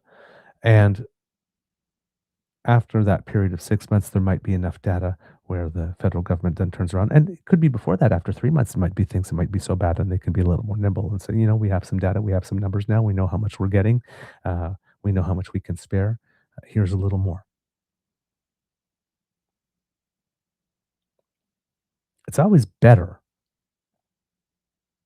particularly in politics, where you have to repeat messages, for the prime minister to do this one small thing now. And if something else is needed, do something more. And if something else is needed, do something more. It gives you more opportunities to be facing the public to discuss this issue, to show that you're responsive and you're being responsive over the long term, rather than doing one big thing at first and then say, well, I did this thing for you a year ago. You guys, now it's up to you. You guys need to manage, right? There is more. There appears to be more, even if the prime minister agrees with some of the ideas that Pierre Poilievre and the Conservatives may propose, there seems to be more judiciousness and caution in the manner in which some of those ideas are implemented. Which, again, probably not a bad idea concerning the circumstances and the fact that we just don't know where we're going, because we're not the one who's driving this crazy cart at the moment. Kitabi G. It is all about competition for government petitions, or is it about serving the people? Good question. Good question. So yeah, we have this measure. Hopefully it will do some good.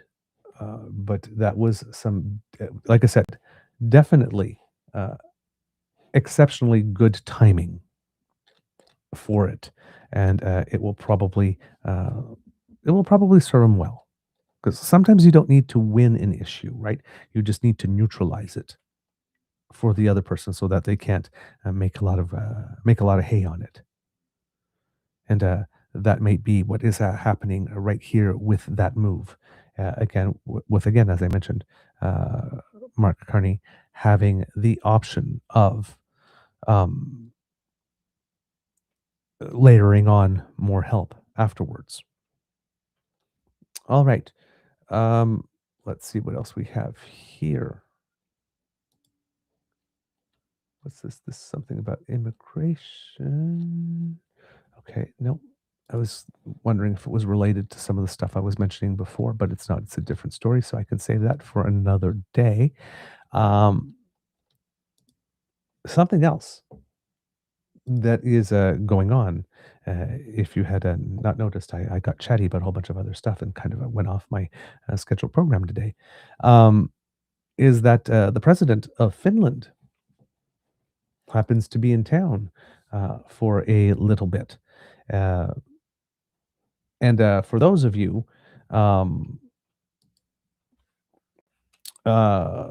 who might be familiar with our show for a while, we are some big fans of Finland. We don't know tons about it, but what we do know, we like the fact that they have I think core critical thinking curriculum, that they have a housing first strategy, which has pretty much eliminated homelessness. And we do share in common with Finland that we are a smaller middle power,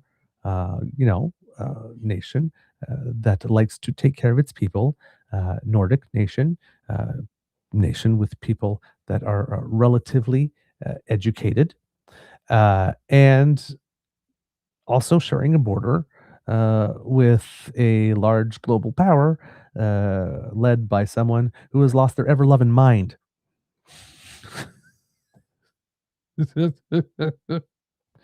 So, and you don't mess with the Finns.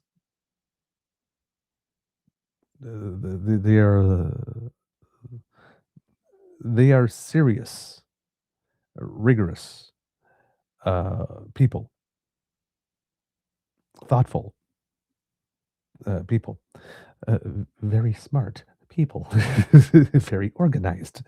And if they decide that they are going to do something, they do it well. So, good friends to have in these particular times. People from whom we could learn a lot, maybe teach a few things as well, but definitely, yes, we learn and teach each other in our relationships, but we could definitely learn a few things.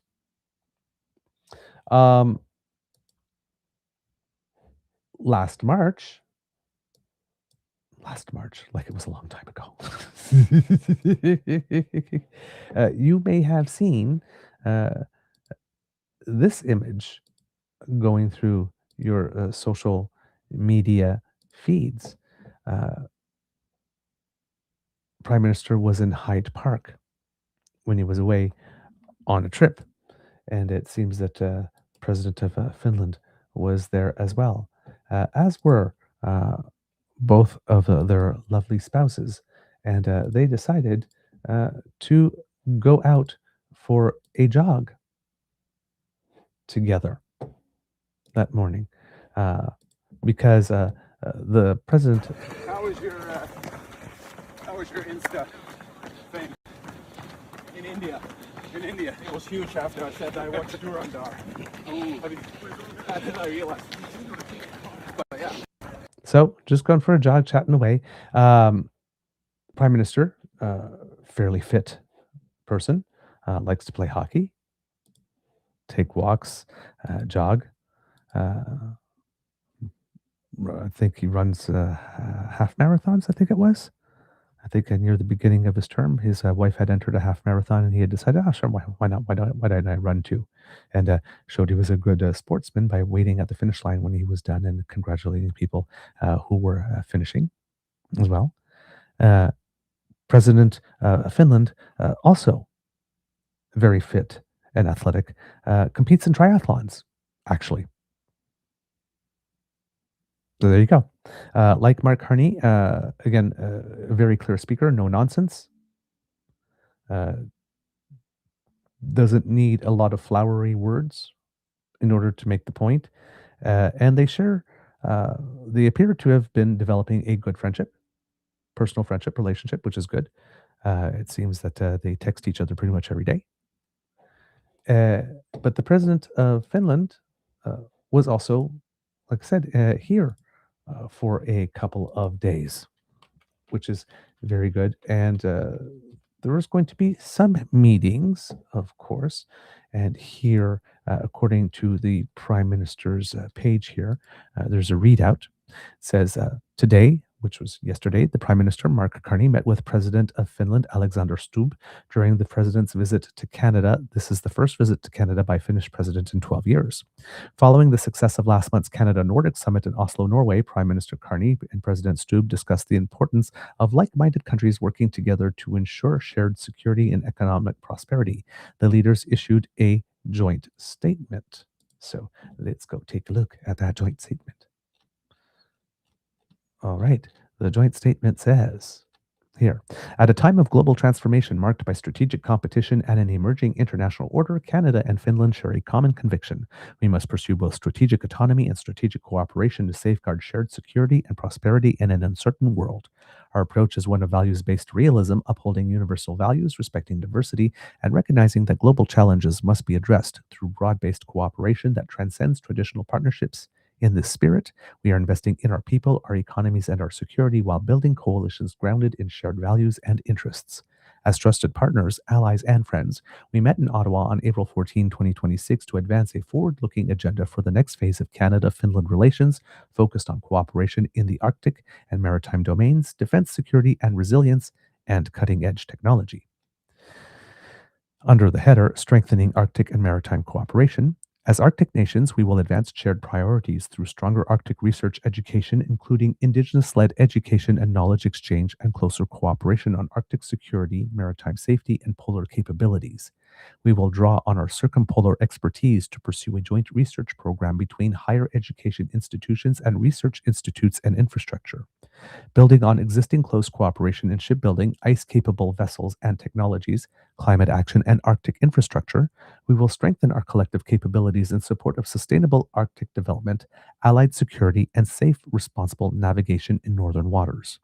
In this context, we welcome the signing of the Canada-Finland Maritime Memorandum of Understanding, which establishes a framework for closer cooperation on maritime and ice capabilities. This includes collaboration on icebreaker development, the broader maritime industrial ecosystem, including SMEs supporting shipbuilding, that's small, medium enterprises, by the way, and joint work under the icebreaker collaboration effort called the Ice Pact. The MOU is intended to deepen ties between Canadian and Finnish industry and research institutions while advancing innovation in shipbuilding, ports, and marine technologies. Under the header, Deepening Defense, Security, and Resilience Cooperation, as NATO allies, Canada and Finland reaffirm our shared commitment to the rules-based international order and to our collective security. We will deepen defense and security cooperation through information sharing, training, and interoperability. We are launching negotiations on a general security of information agreement between Canada and Finland that will strengthen information sharing, deepen defense cooperation, and open opportunities for our industries. We will continue to find, pardon me, get a little beaver moistener here. I think I dried out. We will continue to find opportunities to train together, both in Finland and in Canada, in exercises like Cold Response and Operation Nanook. We will remain unfaltering in our support for Ukraine's independence, sovereignty, and territorial integrity in the face of Russia's war of aggression. Ukraine's security is integral to European and Euro-Atlantic security. We will work together to realize our commitment to invest 5% of gross domestic product, or GDP, in our defense and security by 2035. We recognize that this will require building out our defense industrial bases. For this reason, together we will explore various financial instruments to mobilize the necessary capital to drive defense production in allied partner countries. We will broaden our cooperation to counter hybrid threats, strengthen whole of society resilience, and enhance preparedness in the Arctic and beyond. This includes close cooperation and leadership through the European Center of Excellence for countering, I'm going to take a little look here, something's hidden here, hybrid threats in Helsinki. Under the heading Cutting Edge Technology and Strategic Sector Cooperation, we welcome the Canada-Finland Joint Statement on Sovereign Technology and AI Cooperation, which aims to expand cooperation on advanced technologies in a way that delivers shared economic benefits. We will deepen coordination to strengthen sovereign technology, helping to grow capacity and reduce dependencies in an increasingly contested digital landscape. This includes exploring Finland's participation in the Sovereign Technology Alliance. We will collaborate on research and innovation in high-performance computing and artificial intelligence, including by enabling AI adoption across industry and governments, and identifying investment opportunities that scale up small and medium-sized enterprises. We will also continue to cooperate on research and development in network communication technologies that will underpin sovereign AI infrastructure. This includes promoting growth opportunities to our telecommunications industries through multilateral initiatives such as the Global Coalition on Telecommunications, or GCOT, at AI gigafactories will harness massive computing power to develop, train, and deploy advanced AI models and applications. In this context, we welcome the long-standing cooperation between Export Development Canada and Nokia, and note that the MOU signed this week to support Nokia's efforts to build AI gigafactories. We are exploring cooperation opportunities in high-performance computing, AI data services, and related initiatives jointly through the CSC, IT Center for Science in Finland, and the Digital Research Alliance of Canada. This will allow collaboration in application domains such as health data, earth sciences, and Arctic research. Recognizing the growing strategic importance of quantum technologies, we will explore ways to advance shared objectives across quantum research, innovation, commercialization, and workforce development, including through a Canadian quantum trade mission to Finland. Taking note of our wider international commitments, we will strengthen linkages across the border. We will strengthen linkages across the broader Canadian-Finnish quantum ecosystem, including among universities, research institutions, startups, and established technology firms in a way that delivers mutual economic benefit. Critical minerals will fuel technologies of the future and our economies. Given the parallels between Canada and Finland's geological landscape, we will strengthen joint development and application of geoscience research between our national geological surveys on critical minerals, Arctic and broader geoscience research, in accordance with the existing Canada-European Union strategic partnership on raw materials. This will include enhanced technological exchange on methodologies and data sets to secure critical mineral supply chains and competent broader Canada-EU cooperation. We will work together to expand bilateral trade and investment, including by leveraging the Canadian-European Union Comprehensive Economic Trade Agreement, or the CETA, to strengthen industry-to-industry partnerships and to develop trusted and resilient supply chains that underpin long-term growth and competitive green economies. The inclusion of a large business delegation of Finnish chief executive officers from across maritime, mining, defense, and aerospace, and advanced connectivity sectors, space, artificial intelligence, and quantum technologies, creates new opportunities for workers and businesses in both our countries. Building on the Canada and Finland Joint Statement on Foreign and Security Policy Strategic Partnership of August 19, 2025, our foreign ministers have developed an action plan to step up economic security, Arctic, and multilateral collaboration. Our cooperation reflects the shared conviction that we are stronger when our societies are resilient, inclusive, and prepared for the future, when our economies are diversified and innovation-driven, and when our alliances are rooted in respect and trust. So that was the joint statement. The readout continues to say, as the first pillar of cooperation, Canada and Finland will strengthen collaboration on Arctic science, research, and maritime security. To this end, Canada and Finland welcome the signing of a memorandum of understanding to strengthen cooperation in the maritime capabilities and industrial partnerships. Second, Prime Minister Carney and President Stubb committed to increased cooperation on advanced technologies to deliver shared economic benefits, grow capacity, and reduce dependencies in an increasingly contested digital landscape. As part of this effort, Canada and Finland signed a joint statement to strengthen cooperation on sovereign technology and artificial intelligence. Canada and Finland will collaborate on research and innovation in high-performance computing and AI, enabling AI adoption across industry and government and identifying investment opportunities that scale up small and medium-sized enterprises. The leaders welcomed the signing of an MOU between Expert Development Canada and Nokia to support Nokia's efforts to build AI gigafactories.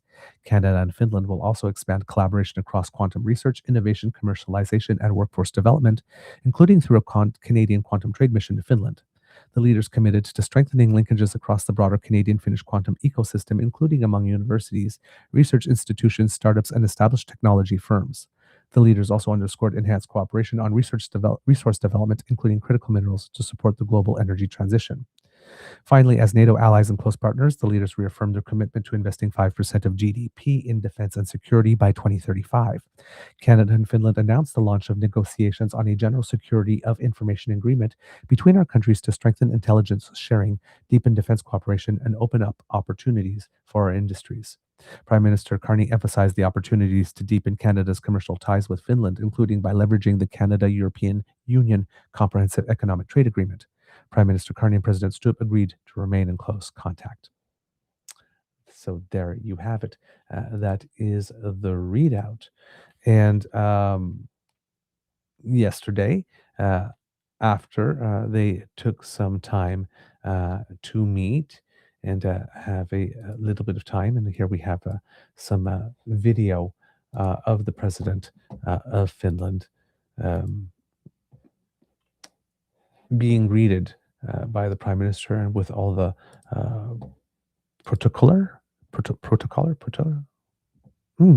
let's just say all the protocols that come with it. I was trying to find the adjective that involves the word protocol, and it wasn't coming to me.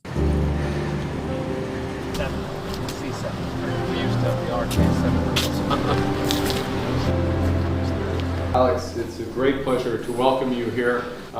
Important discussions on a wide range of issues, from maritime security, future of AI, quantum computing. Obviously, in foreign policy, you usually deal with three things: with values, interests, and power. I think we share values, we share interests. Together, we're much stronger. It's been a great pleasure to work with Mark in the past year. I come here with actually the biggest business delegation I've ever traveled with.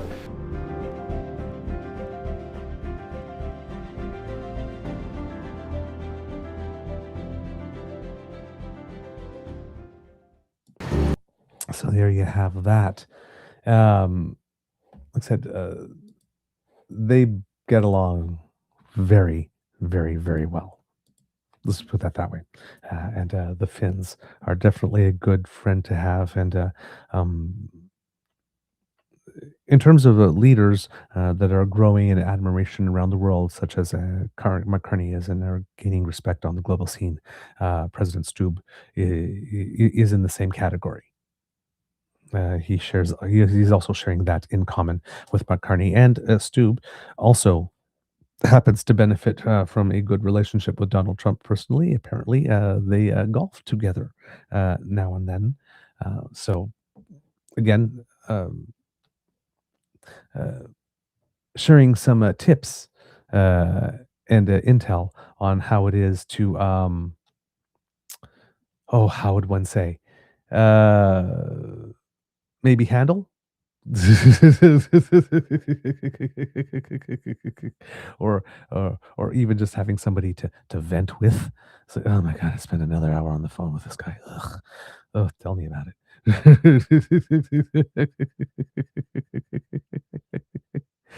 Might have been it. Made that play here. They also took some time to go to where the Ottawa Charge, Ottawa's team in the PWHL, are playing, to have a little bit of a skate, because as one might suspect, whoops, I don't know how that happened. Let's try this instead. There we go. Yeah, that's a little better. As one might suspect, he might be okay at hockey as well.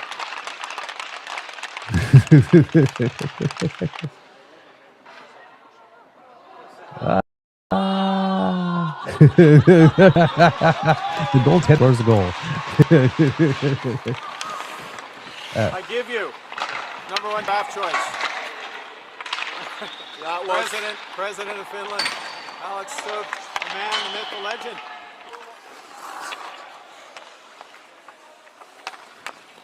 Now, Mark and I, we message each other pretty much every day.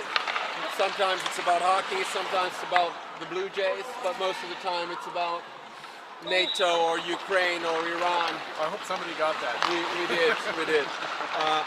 And it's really good to be here. I'll pause to note that the Prime Minister, right here, on his hockey blade, has pride tape. For any people who happen to be wondering, once again, whether or not having brought in Marilyn Gladue means that the Liberals have changed all their values. Just put that there. And for those who happen to not be aware, actually, the inventor of Pride Tape is a Canadian, Dr. Christopher Wells, who is Canada's research chair for the public understanding of sexual and gender minority youth. And it was also created by Christopher Wells and Jeff McLean in 2016 to promote inclusion in sports. And Dr. Christopher Wells, I believe, in just before Justin Trudeau had retired, became a Canadian senator. So yeah, very accomplished Canadian champion of the rainbow community. Also a champion for mental health, and also academic and scientific research. He was named to the Senate on August 31st, 2024. So just thought to have a little tidbit there, but a little signaling, if one would want to look at it as such. Let's take a look at the rest of this, of course. And we're going to have a good day in many ways. We have bilateral, so we have dinner tonight. Yep. We'll solve most of the world's problems. Work. Yeah. I'm going to work on my backhand first, and then we're going to solve the world's problems and people in relationships. So there you go, kids and cubs. Just some, it's good to be able to play well with others and have good relations.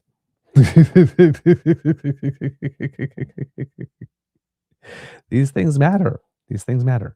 According to Brock Wilson of the CBC, Finnish President Alexander Stubb says he exchanges messages with Prime Minister Mark Carney almost every day. Quote, "We're tight," Stubb said with a smile. Now, Stubb and Carney have the opportunity to talk in person. Stubb is in Ottawa for his first official bilateral meetings with Canada's Prime Minister. The pair are working to develop trade and defense ties, according to Carney's office. Quote, "With shared interests, values, and a commitment to international security, I look forward to hosting President Stubb to deepen our partnership to create stability, security, and prosperity for both our peoples," Carney wrote in a statement. One of the ways Stubb said he maintains that partnership is through regular communication. He said that being the leader of a small country means that information is power. Quote, "If I have a piece of information, I'll send it to Mark. If Mark has a piece of information, he might inform me," Stubb said in an interview with CBC News chief political correspondent Rosemary Barton. But Stubb said their bond goes beyond a personal rapport. Quote, "I think Finns and Canadians are quite similar," he said. "We're cool, calm, and collected, except in the ice hockey rink. And then when the going gets tough, we go to the sauna and take an ice bath and calm down." It's part of the reason why Stubb believes Canada could eventually be a part of the European Union. "I think Canada, in terms of its whole composure, its value base, is so close to the European Union that the least we can do is forge a really close strategic partnership," he said. "I can envisage a much larger EU. Whether Canada is part of it or not is up to Canada to decide." While joining the EU may not be in Canada's immediate future, Carney has been developing trade ties with countries including India, China, and the 5 Nordic countries as part of an effort to diversify from the US. Carney has called the Trump administration's weaponization of trade through the use of tariffs a, quote, rupture to the global order. While Stubb doesn't use the same tough language as Carney, he does believe a transformation is taking place. Quote, I think foreign policy and diplomacy is never completely binary. It's not black and white unless we go into war, he said. We agree on the fact that the world order is changing. While that change may be coming for now, Finland and Canada must maintain their relationship with the U.S., particularly regarding security, Stubb said. Canada, Finland, and the U.S. are all part of a trilateral agreement of icebreaker collaboration effort, which is meant to, quote, help produce icebreaker ships to strengthen Arctic security. That introduces another world leader into the fray, one that Stubb said he also maintains a texting relationship with U.S. President Donald Trump. Stubb says that when it comes to his role in maintaining trilateral relations between Finland, Canada, and the United States, he has to be, quote, unquote, very pragmatic. So understand that we disagree on some things like climate or international institutions, but understand that it's in our mutual interest that we cooperate on things like defense, he said. At the end of the day, I'm an optimist. And if you don't know how things are going to end up, assume that they will all end up good. And for those who are interested in learning more about him, he will be on Rosemary Barton Live on April 19th. That interview that they talk about here in this article will air then. All right. Do we have anything else to chat about today? Because I'm a little bit over time. Just to mention that Quebec's 33rd Premier, Christine Frechette, will be sworn in today, which is it marks. I was going to say which is historic, but I mean, you know, anybody named Premier and being sworn in as Premier is historic, of course. But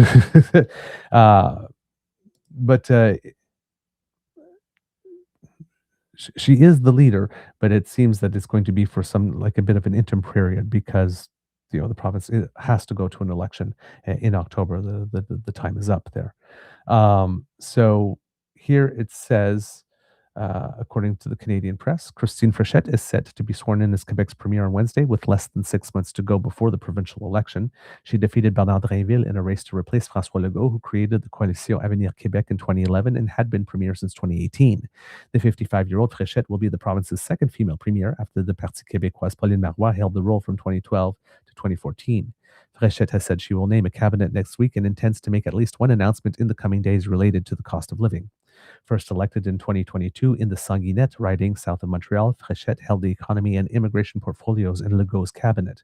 She now faces the task of boosting the fortunes of the Coalition Avenir Québec, which is polling behind the Liberals, the Parti québécois, and the Conservatives ahead of the October 5th election. Let's see, is there anything here? There is. You know what? I will save this one for tomorrow because there's a little profile about her in terms of what her background is. However, there is a segment here in which she is outlining her priorities that she has for now. And therefore, I think that might be something that might be a little more informative to share with you than just a basic bio, given that we have talked about it a little bit already yesterday and today. However, let's look at this piece from the CBC. And whoops, again, wrong one. Let's try this one. There we go. And get to know a little bit about that which are her priorities, at what she sees her priorities as being. Anyone who listened to Christine Frechette during the leadership campaign won't be surprised by the priorities she talked about during her first news conference. It was the economy and especially the cost of living. Now, Frechette was light on details. She wants to wait until she's actually in the premier's chair before unveiling concrete plans. But she did talk about wanting to help small and medium-sized Quebec businesses and getting them more involved in government contracts.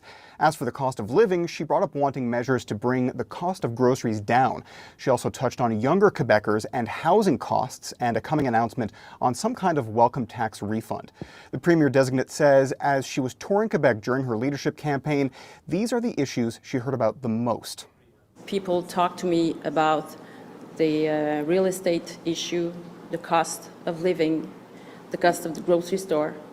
And for me, it is clear that if we intervene in order to reduce the expenses of the Quebec families in those sectors, we will be helping Quebecers and we will be answering their needs. Now, there isn't a lot of time for Fréchette to make her mark before the next election, and she acknowledged the challenge that's facing her and her party. She said that under her leadership, the CAQ has to win back the confidence of Quebecers. Now, Fréchette was asked about just how much her government can do before the next election in October, and whether the next session at the National Assembly could be extended so more can get done.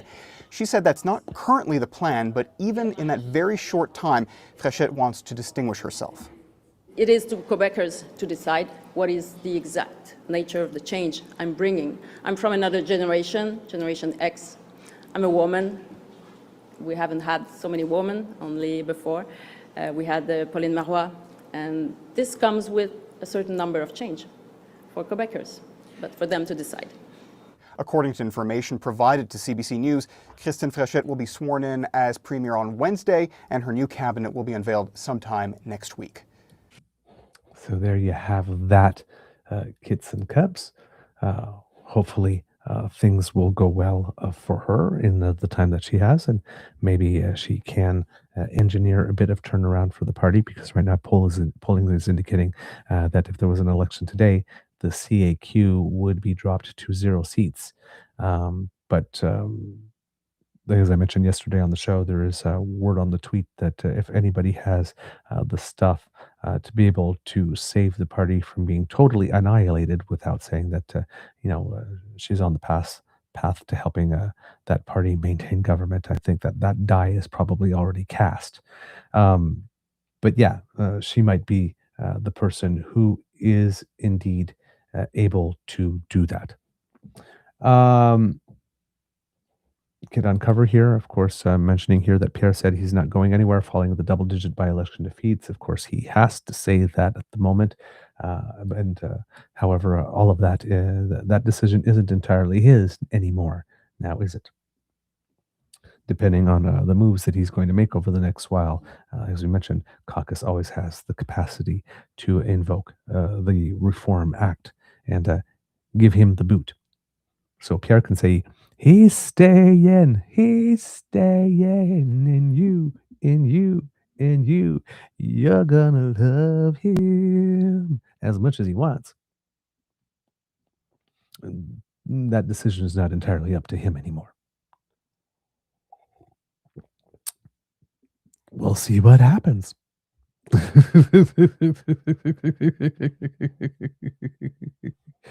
Oh man. Do I want to do this today? You know what? I'll save it for tomorrow. I had a little thing about a CPC influencer who is getting some attention and not liking it, which is really weird, because I thought the whole reason you became a CPC influencer is because you wanted attention and likes and clicks and profile being given to you. But I guess this one didn't appreciate it. There you go. Just showing you a little leg. You'll have to tune in tomorrow. All right, kids and cubs, that's it for this episode of the Daily Beaver Morning Show. We hope that you love listening to us, because we love making this for you. Remember, sharing is caring and word of mouth is priceless. So please tell your peeps and poops all about us. We really appreciate it when you do. Thank you, thank you, thank you, thank you. If you would like to help us, kids and cubs, there are a few ways you can do that. One of the ways would be scanning that QR code. And if you do so, that will bring you to our YouTube page if you're not already on it, where we have 3 buttons: like, share, and subscribe. Please smash with them, especially our subscribe button. And if you looked at our numbers, kids and cubs, we have crossed the 30,000 mark. Woot, woot, woot, woot. Thank you, everybody from the Damn Fam who have joined our lovely little adventure here on the web. Hopefully you will find what you like here. Pull up a log, make yourself comfortable, stay a while. We like you to be happy and comfortable and feel seen where it is that we are here at the Beaver Lodge. So hopefully Those of you who have subscribed recently to bring us over 30,000, you will like what you find here and stay for a while. And those of you who have been here for a while, well, hopefully we can keep on having our regular rendezvous because I quite enjoy them. Also, Kits and Cubs, for those wondering, the curling season did end yesterday. We had a match where everything went wrong. In fact, our third, as he was getting ready to get on the ice to throw his first rock, so the match had a slip. Fortunately, did not bop his head. We thought he had, but really hurt his lower back and was not able to play. So, well, we were 3 against 4, and we had rocks that weren't particularly well matched, and we had a spike of adrenaline right off the get-go, and for some reason, they appeared to know what the ice was going to do in the first end perfectly well, starting from the lead on up. We were down 4-0 right off the bat. 2 ends later, they scored another 5. We shook hands after 4 ends. It was a complete and total decimation. So the season lasted a little longer for us than it did last year. Last year we were eliminated in our first playoff round. We made it to the second one, but the second one, the match was over as soon as the first end was done. Pretty much. Well, the match was over as soon as our third fell, really, and took himself out. So he's doing well. Didn't bop his head, just a lower back, so some rest and stuff like that. Bad time to happen because he's about to go on vacation. So I hope that doesn't destroy it too much. But yeah, we lost. So the curling season is over. So hopefully the disruptions in the start times with the having to have done the show and the end of the curling season and later night matches and stuff like that has ceased. And once I get my clock back on schedule, we should be back to our regular start times around 7:30 every morning more consistently. I do thank you for your patience and indulgence over the past while, especially if you add our time in Mexico as well. There's been a lot of schedule shifting over the last couple of months, and I'm looking forward to being able to deliver something at a little bit more of a consistent time, so that we can all have our time together without wondering every morning when it is going to be in that what time. And hopefully that means I'll be getting to bed early enough at nights, given that I also have no Monday morning curling disruptions. So I think we are free and clear until at least October, if everything goes well. So it'll be nice to. I need a bit more normalcy. As you know, Kids and Cubs, I really needed that vacation, and turned it out not to be much of one. Came back from it feeling I needed a vacation from my vacation. So I admit that I am not as rested as I had hoped to be at this point in time. But which means that it is possible over the summer that I might need to take a day or two now and then for some additional self-care. I don't know, maybe if I will take a week off at some point or something, or just keep going. But yeah, we'll see how the summer plays out for that bit here, Kids and Cubs, because I do like doing content in the summer, particularly since a lot of media takes some time off, and it is a prime occasion to find new followers when you're producing fresh content when others have chosen not to. But yeah, just wanted to give you a little update on all of that. Hopefully we will be back to regularly scheduled programming, and hopefully soon we will start having more interviews for you now that some of our problems, at least with the pixelation, have been fixed. And I'll try to find the solutions to the other problems. Kids and Cubs, I know that sometimes the sound does some weird things, and Mr. Grizzly and I have not been able to figure out why that is, because I have the exact same setup here as he has at home, and his works perfectly, and mine for some reason does not. But we will try to figure that out, and of course gradual improvements over time, and right, and that's about all we can hope. But we thank you for your support and encouragement throughout all of this period. Also, kids and cubs, if you would like to help us in other ways, say financially, because we do incur some costs to bring this show to you, and we would appreciate your support, especially now that we are fully independent. And of course, we have rising costs as a result of that, but also, of course, life. Things are changing as well. So, of course, but times are tough for you as well. So, we understand that too. But if you are able, and if you are so inclined, and if you think that what we do has value, we would very much appreciate a contribution in the form of a tip to the Eager Beaver Lodge's Emergency Hydration Fund, where you could keep this cup filled with hot chocolate, because hot chocolate makes me happy. And whenever I have a sip of it, it's a warm comfort and love that says, "Atta Beaver, you did well, and we appreciate that, and that makes me feel good." Not that not that I'm not already warm and fuzzy, but it makes me feel all warm and fuzzy.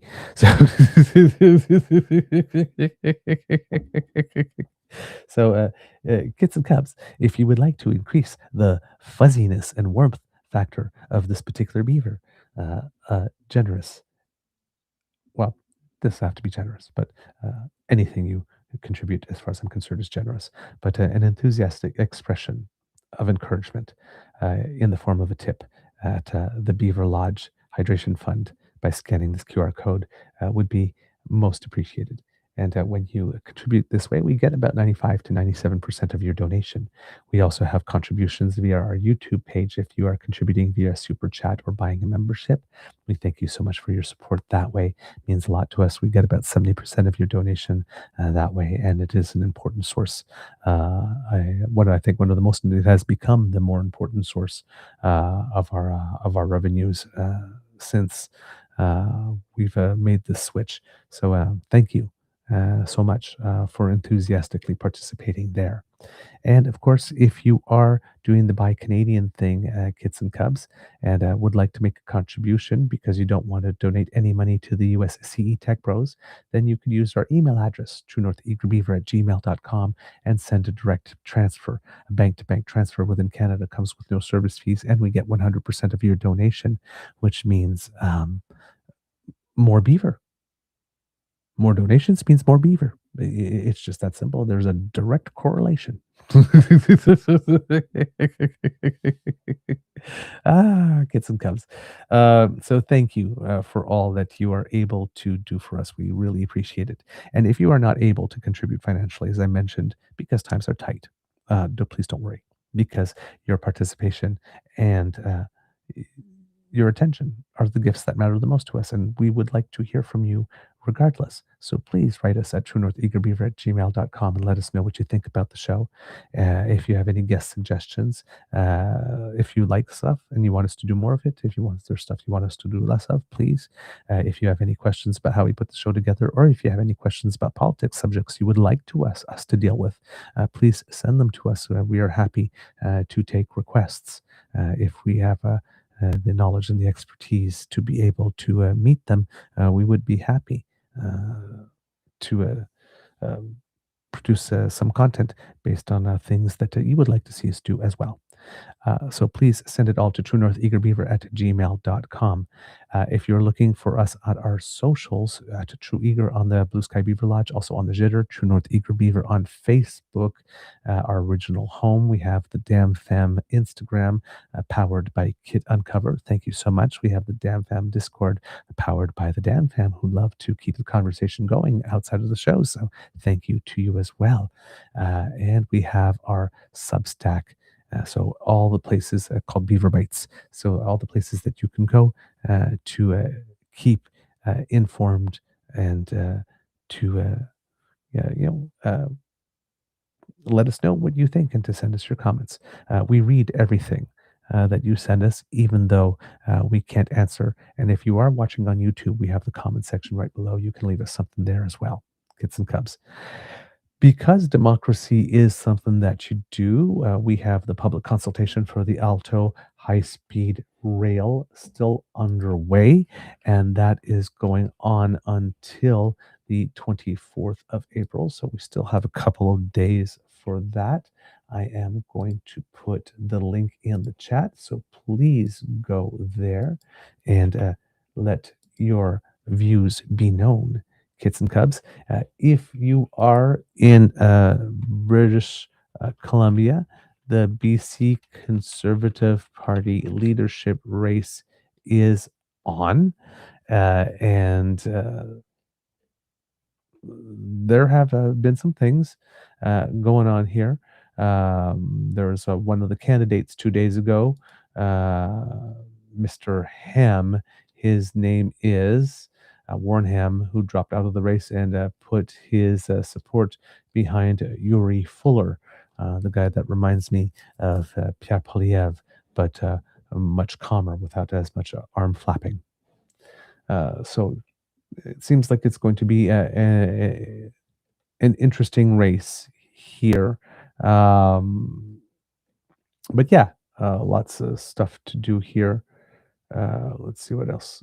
Along with fellow departing candidate Abbotsford South MLA Bruce Banman, the Rosslyn area contractor was the only other candidate in the race to publicly back Fulmer and MLA Dallas Brody's Unite the Right Accord.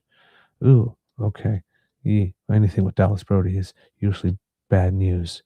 The leadership vote is scheduled for May 30th, 2026, with ballots sent to members beginning May 9th. Membership sign-up will close shortly on April 18th. So you still, if you live in British Columbia, you still have 3 days to sign up to become a member. And even if you are someone that does not plan to vote Conservative, if you want the opportunity to influence who is going to be on the ballot for the Conservative Party come next election, you might want to buy a membership to the BC Conservative Party and give yourselves the right to vote at who will be on offer come next election. That's where the real power is. That's where the real game is played. If there are some bad options, this is the time to intervene to stop them from coming forward.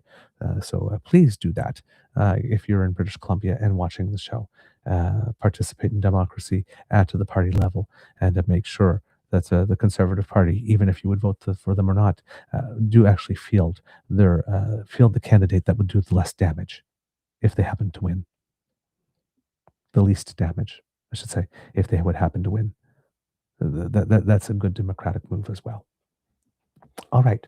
And I believe that that's everything I have for you on the democracy is something that you do docket for today. So it's time for some words of wisdom.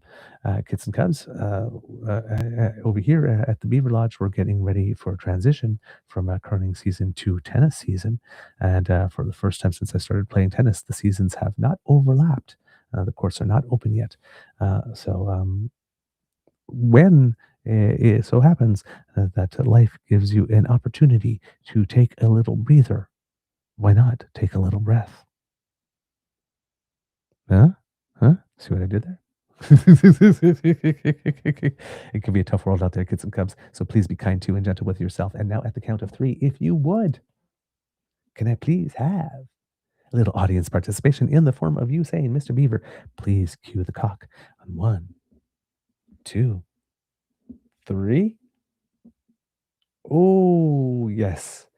And I heard you say it with just the appropriate touch of mourning for another Beaver Lodge curling season that has come to an end. But come to an end. Come to an end. Not in just in any way, kids and cubs. Come to an end with a C Division Senior Men's Trophy. Because that's always a very good thing to have, a little extra thing that goes into the trophy case, kids and cubs. And once again, yes, because I am bragging and boasting. Here it is again, kids and cubs. The big prize, gaze, ooh and ah, and all that good stuff.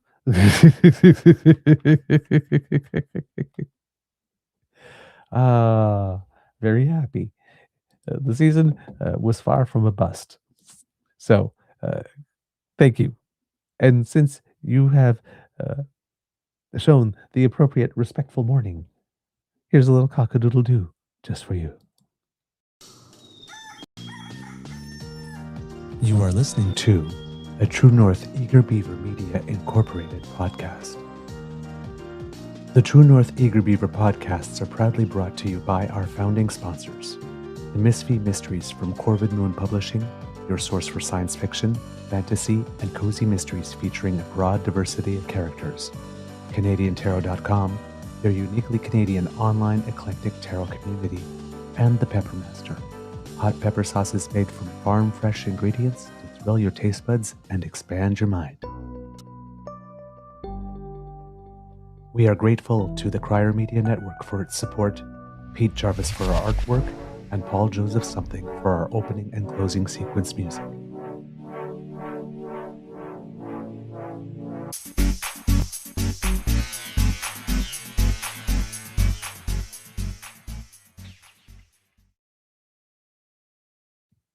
All right, kids and cubs.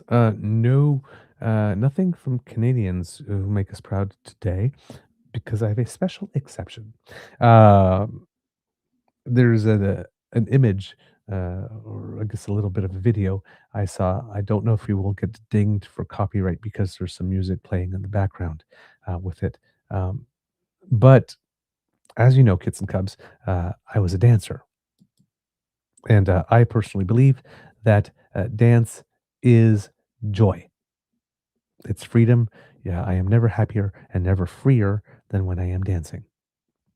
I'm going to guess the pronunciation of the name here. Is a gentleman named Zsolt or Zsolt? No, wait a minute. Zsolt Hegedus, who is the leading candidate to become the new health minister of Hungary. And it seems that he was particularly happy about the results. Now, again, when I say dance is joy, kids and cubs, please enjoy about 28 seconds. Well, plus a little more if we're getting to look at that trophy again. But 28 seconds of joy personified.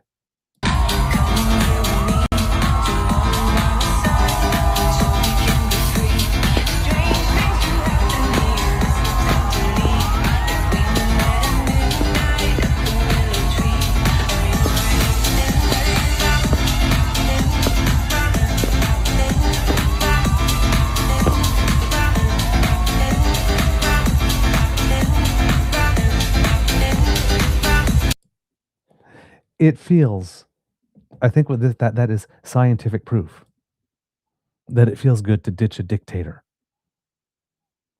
I hope a lot of Americans get to see that clip and decide that they would like to have a slice of that joy. Anyway, dude's got some moves. I tell you, that little snaky thing there that he did, I'm down with that. We should go clubbing. Call me. All right, kids. Amour et bisous. And I will see you tomorrow. Oh, gee, I'm destroying the whole place here. Hopefully at 7:30, our regular time rendezvous. And Kit Elaine agrees here. You are correct. Dance is joy. And I'm seeing here Kit Sassy going, ooh, did you get something shiny? Ooh, congratulations. Yes, indeed. I did get something shiny. All right. We will see you tomorrow. And thank you for being such a wonderful audience and wonderful online family. I love you guys. You're the best. All right. See you tomorrow.